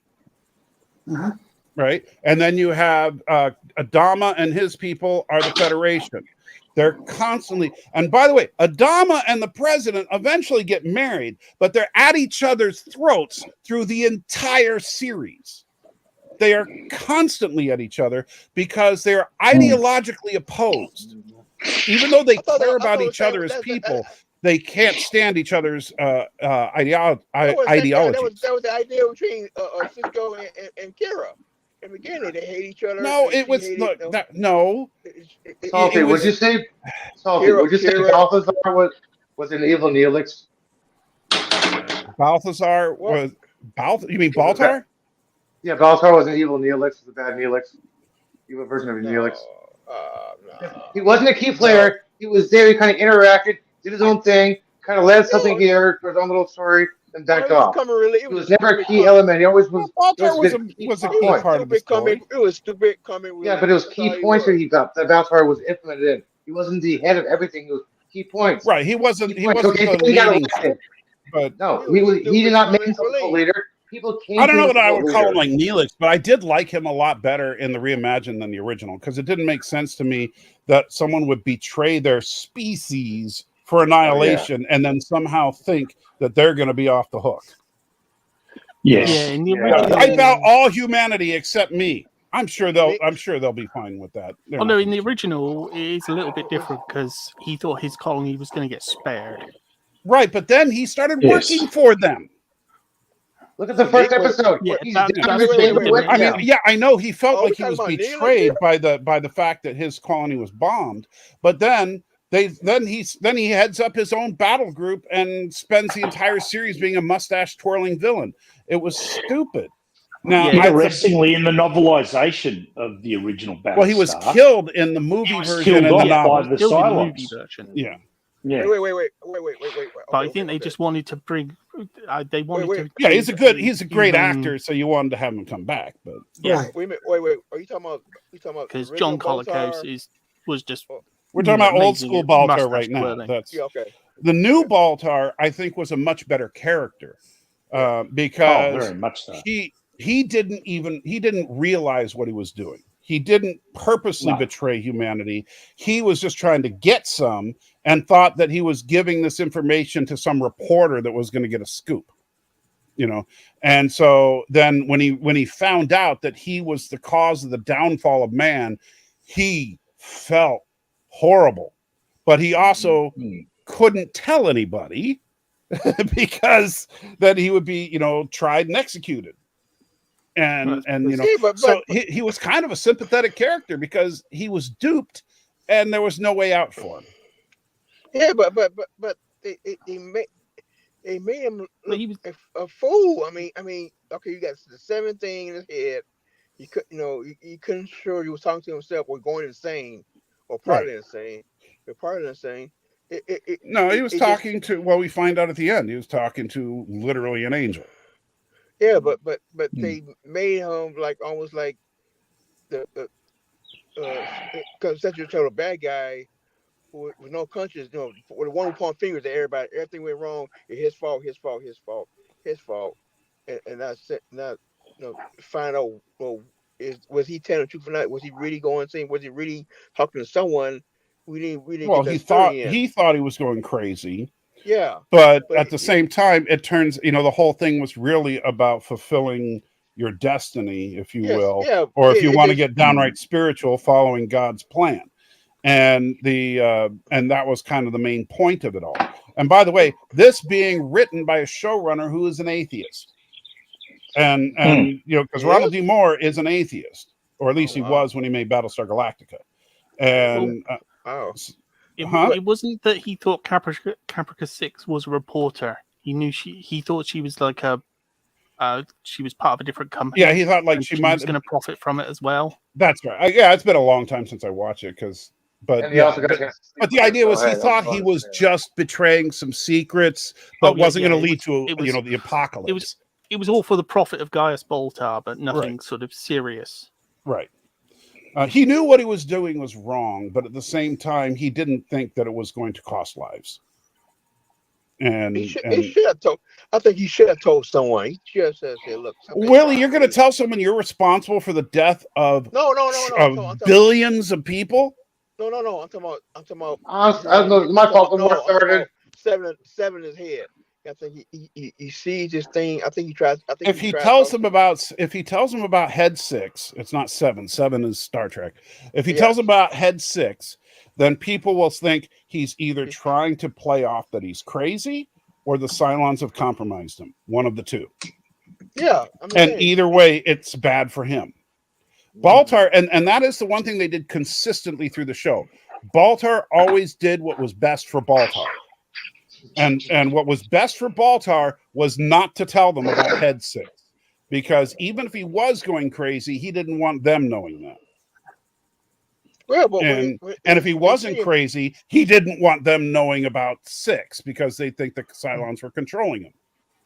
Yeah, what was it? If I remember right, only 2 people found out he was talking to 6. I mean, what's the name? What's that name? Well, yeah, some people found out because he was just sitting there talking to her, and other people were looking at him like, "Who are you talking to?" No. I'm talking about what's that name? Boomer knew. Yeah, but Boomer's a Cylon. Yeah, she is. Yeah. And by the way, absolute favorite comedic moment of the entire series was when 6 was talking to Head Baltar and Baltar was talking to Head 6, and then they both realized that they could see each other's. And they're like, "Wait a minute, you see them?" And it's like, yeah, I love that. You know what? No. The best part. He was in the lab. And he put his pants down. And he looked like he was going. Oh, when he was having sex with her. That was pretty good. I gotta admit. That was funny. Yeah. And everybody's looking at him like, is he doing that with the blood tests? It's like, Is that a new procedure? Starbuck walks in and catches him. Yeah, Starbuck walks in and catches them. I refuse to call that character Starbuck. Her name is Kira Thrace. Okay. I hated how Starbuck died. I didn't particularly like it, but you know what?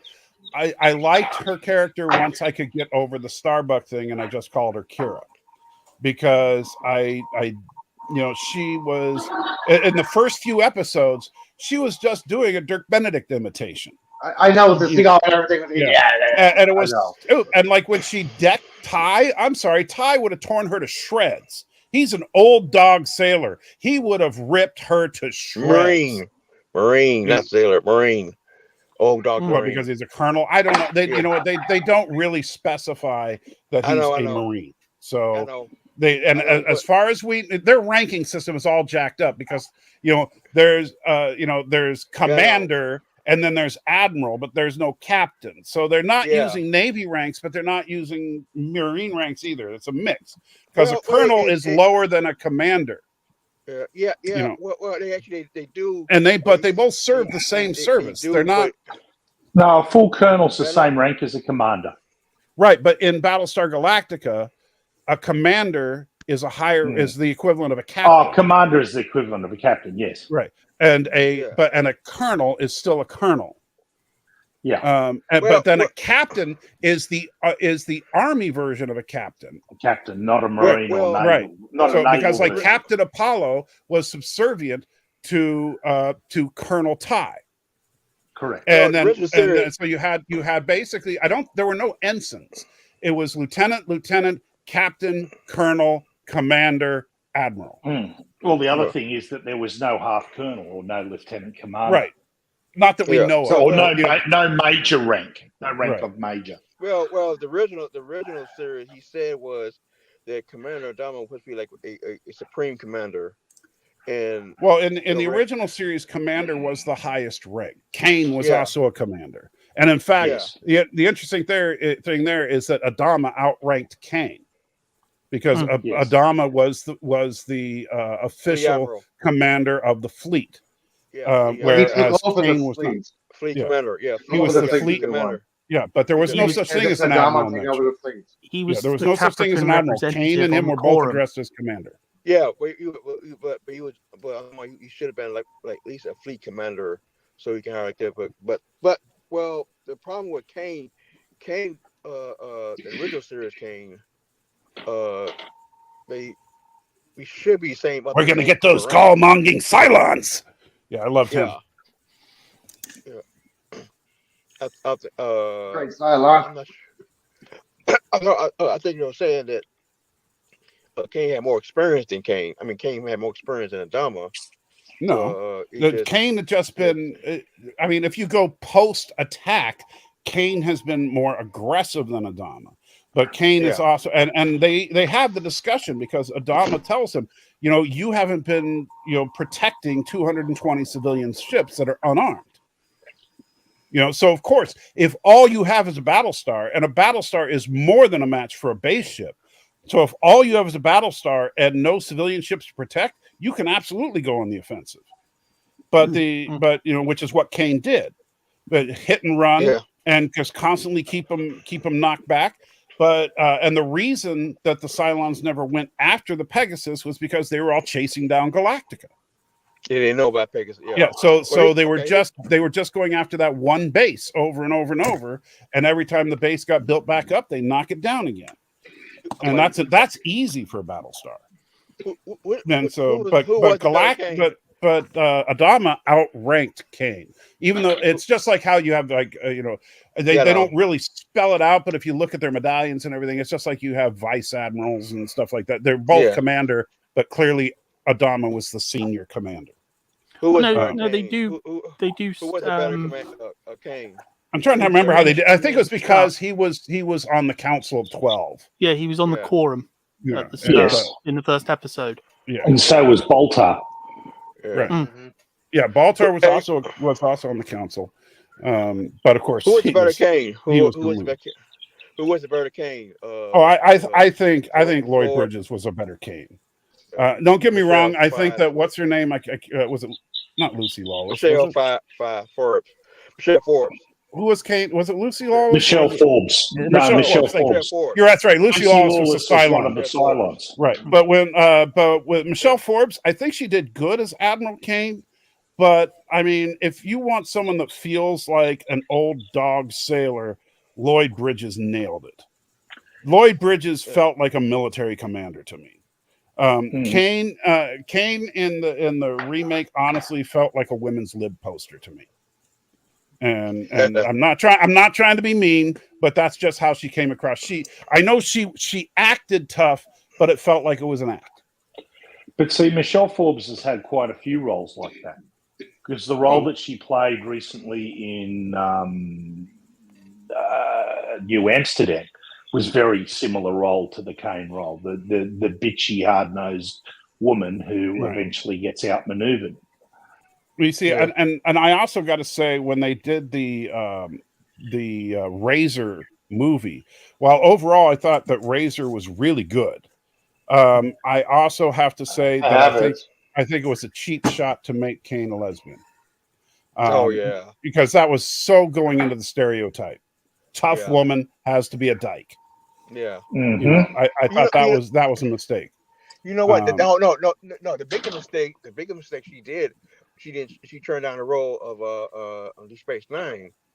How's that a bigger Right, mistake? That just I mean, No, no. this is a different time in her life. I know. But I'm talking about just she the was afraid to get writing of the typecast. show. I'm No, not no. talking about the actress. The actress didn't decide she was a lesbian. The The character. writers did. The character, yeah. Yeah. I'm saying no. I wonder what could have been if she had took the role in Deep Space Nine, because Well, guys, you get into that, Chief, but the woulda, coulda, shoulda, Mm. I couldn't care less. Okay. Because what would it have been like? Well, it would have been different, and it wasn't different, so it doesn't matter. Mhm. You know, it's like, well, hey, what if Jeffrey Hunter didn't have scheduling conflicts and was Captain Pike throughout the original series? I remember Then that, he yeah. probably wouldn't have died an early death, and that's kind of sad. But at the same time, we also wouldn't have Captain Kirk, and the show probably never would have become the franchise that it became. Hey, speaking about Kurt, was it Jeffrey Lord was one of the guys for the part as well? I know the guy from Jack Who Webb. it was Jeffrey Hunter? I mean, no. Jeffrey Lord. I mean, Lord. They say he's one of the actors. Jeffrey Lord? I don't know that name. Oh, You might be thinking Jack Lord. Yeah, you thinking I know. Jack Lord? I know. Jack Ward and the guy who played Kane also was in the role for Kirk. It was saying a lot of people was playing for Kirk, and he chose before he got William Shatner. And Cronus, it is I couldn't care less. That's what I said, and that's what I meant.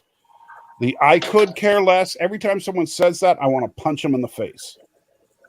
Because if you say I could care less, it means that you do care.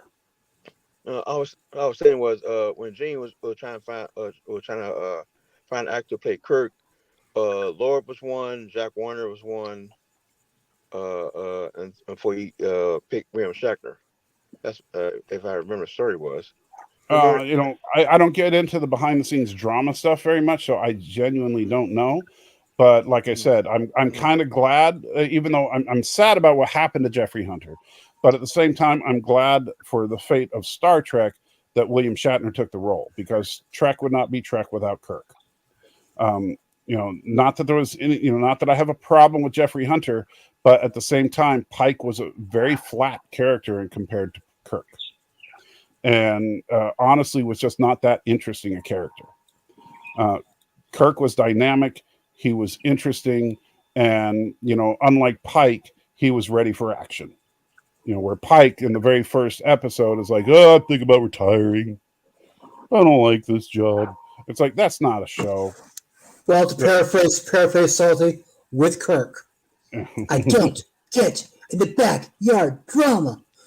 Yeah, I don't, and that's the thing. I know a lot of people love that stuff. And I'm not trying to pick on you, Chief, but I know a lot of people love that backroom drama stuff. But I really don't. I don't care, because A, it makes no difference, and B, it's just a reason to try and stir people up on stuff that coulda, woulda, shoulda. And it's like people that talk about Salty. You are not TMZ. I'm not TMZ, and you know what? I hate YouTube channels that try to be TMZ, and I don't like the fact that like people try. Oh well, we found out that George Lucas had stories. Doesn't matter. George Lucas sold out. He's done. It doesn't matter. Any ideas that he had are irrelevant. He made his $1 billion. Yeah, he got his billions of dollars from from Disney, and he walked. And you know what? I don't blame him for that. If somebody, if you offer me $3.5 billion for anything that I have, it's yours. Yep. Except for my wife, I can't sell her legally, but you know what I'm saying. Legally, yeah. I caught that. I'm not. I would sell anything that any material possession or IP or whatever. You give me $3.5 billion, sure. That makes me one. You know, in the top 1/100th of 1 percentile of people in the world. I'm good with that. I'm done. To bring one scared. To bring one scared. Mhm. I'll be happy with $1 million. Yeah, but those games about rumors and what could have happened behind the scenes. It's not you. Yeah, it's just not. I care about when they announced Henry Cavill was not going to be Superman. Okay, let's talk. When they say here's the trailer for an upcoming movie, great, let's talk. But when I hear, hey, I heard that Henry Cavill's going to be Cyclops in the next X-Men film. It's like, really? I'm sorry. You did a perfect impersonation of Dark Knight. Yeah. It's like, okay, Captain Britain. Show me the announcement from Marvel, and we'll talk. But if you give me some random blogger that said that, yeah, whatever. Salty, I would love to get you on DS9 versus Babylon 5. You see, I'm one of those people. I'll tell you. Here's my honest opinion of it: was Deep Space Nine a shameless ripoff of Babylon 5? No, because JMS worked on DS9. I would say parts of it were definitely lifted. Right? They definitely JMS worked on DS9. Right, but I'm just saying. I'm just saying from an outsider's perspective. I'm not trying to play any inside baseball here. I'm not either. I'm just going with what happened. Right, but I'm saying that from my limited knowledge, just watching the shows, if you were to ask me, okay, is Deep Space Nine, did they borrow stuff from Babylon 5? I would say yes. However, I would also say Deep Space Nine is a better show. And now, Babylon 5, its big strength was its story, but the problem is that it sucked in just about everything else. Yes, I'm going to disagree slightly. Yeah, I'm not going to disagree with the story. I'm not going to disagree with the story. I will disagree. Everything else sucked. The cinematics were awesome. Well, let me jump in. If you're playing a PlayStation 1 game, sure. I was just about to say that. Yeah, I was just about to say that. No, don't get me wrong. The CG animation was novel for its day. Yes, it was. Obviously, it didn't age well because you can still watch Deep Space Nine and take it seriously. The new stuff from Undiscovered Country. But you also have the besides the better overall production value of Deep Space Nine, because they tried to use CG before CG was ready for television. They used a device called the video toaster. Yes. And I don't know if you saw early in my live stream when I showed what I was doing in Lightwave. No, I didn't. Okay, Lightwave is a 3D modeling, rendering, animation program. Okay. And Video Toaster is where Lightwave came from. Just so you know its legacy. The original Lightwave was integrated into the Video Toaster, and then which was an Amiga program, by the way. I mean, Babylon 5 was literally made on an Amiga. But then as technology progressed and everything, Lightwave started to be sold as an independent program from the Video Toaster. So you could start to get it outside of the Video Toaster if you had hardware that could support it. Okay. And Lightwave is still, I mean, it was the key special effects program for Voyager, for Enterprise, for the reboot of Battlestar Galactica, and it's still being used in Hollywood today. Okay. So it's, but anyway, I happen to have it. I don't have the current version, but my version is just a few years old. It's still, I mean, like it's newer than Babylon or than Battlestar Galactica, so I could at least do that level of stuff. But for once, we you agree about that. So if Lightwave as it exists today existed back when Babylon 5 was being produced, great. But the original Video Toaster was designed for doing things like custom graphics for news programs and stuff like that. That's what the Video Toaster was designed for. Okay. It wasn't designed to do epic space battles. And, at that time, models was the only way to go. Yeah. And so that killed the visuals.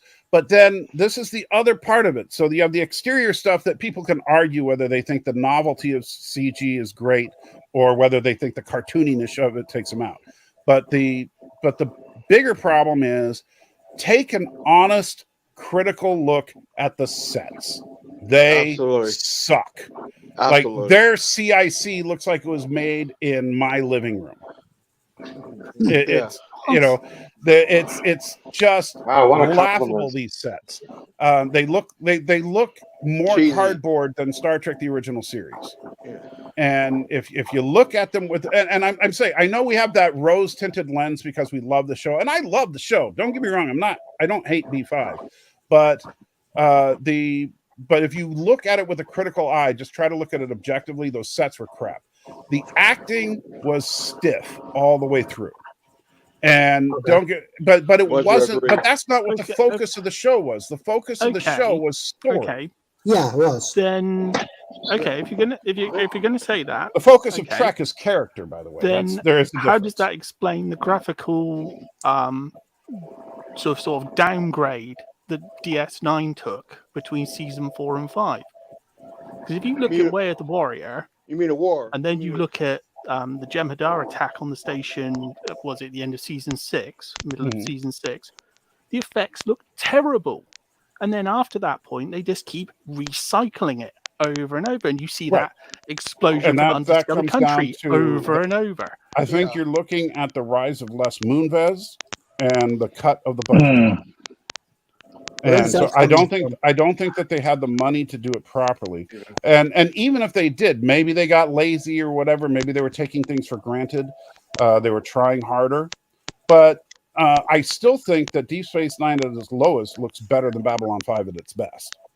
Yeah. I would make that argument. I mean, because you can watch the crappiest looking episode. I'm not talking about story. Right, I'm talking about the strictly from a visual perspective. You can look at the crappiest looking episode of Deep Space Nine today and take it seriously. You cannot do that with Babylon 5. If I'm saying, like, just looking at it with contemporary eyes, if you're to look at Babylon 5, you say, "What is this? A PlayStation 1 game?" That's the first thing that if you showed it to someone who'd never seen Babylon 5, you just showed them a scene of a space battle, they would say, yeah, but that's so what? Maybe PlayStation 2 early, you know? Yeah. I have to laugh. I can't disagree, but I have to People laugh. talk about a lot of things and say, "Oh, that's like a And PlayStation 2 graphic." I'm just saying that again, I'm not hating on the show. I thought that like the shadow ships were epic to first see them. I thought the way their lasers cut through ships was awesome. I think the Fury Starfighter is still probably the best designed fighter in all of science fiction. Because it's actually a realistic fighter in science fiction. Yes, that's what I felt. From a physics perspective, they got the physics right. Right. The fact that they're standing in it, by the way, makes more sense. And the way that the propulsion on the fighter works and the way that the weapons work, it all makes more sense.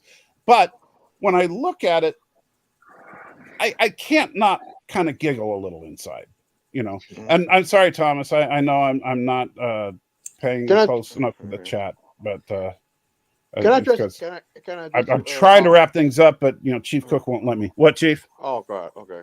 Well, I was going to address what Hawk said. The biggest problem with the story on Deep Space Nine and Battle 5 is one thing about Deep Space Nine is, they had to start a war.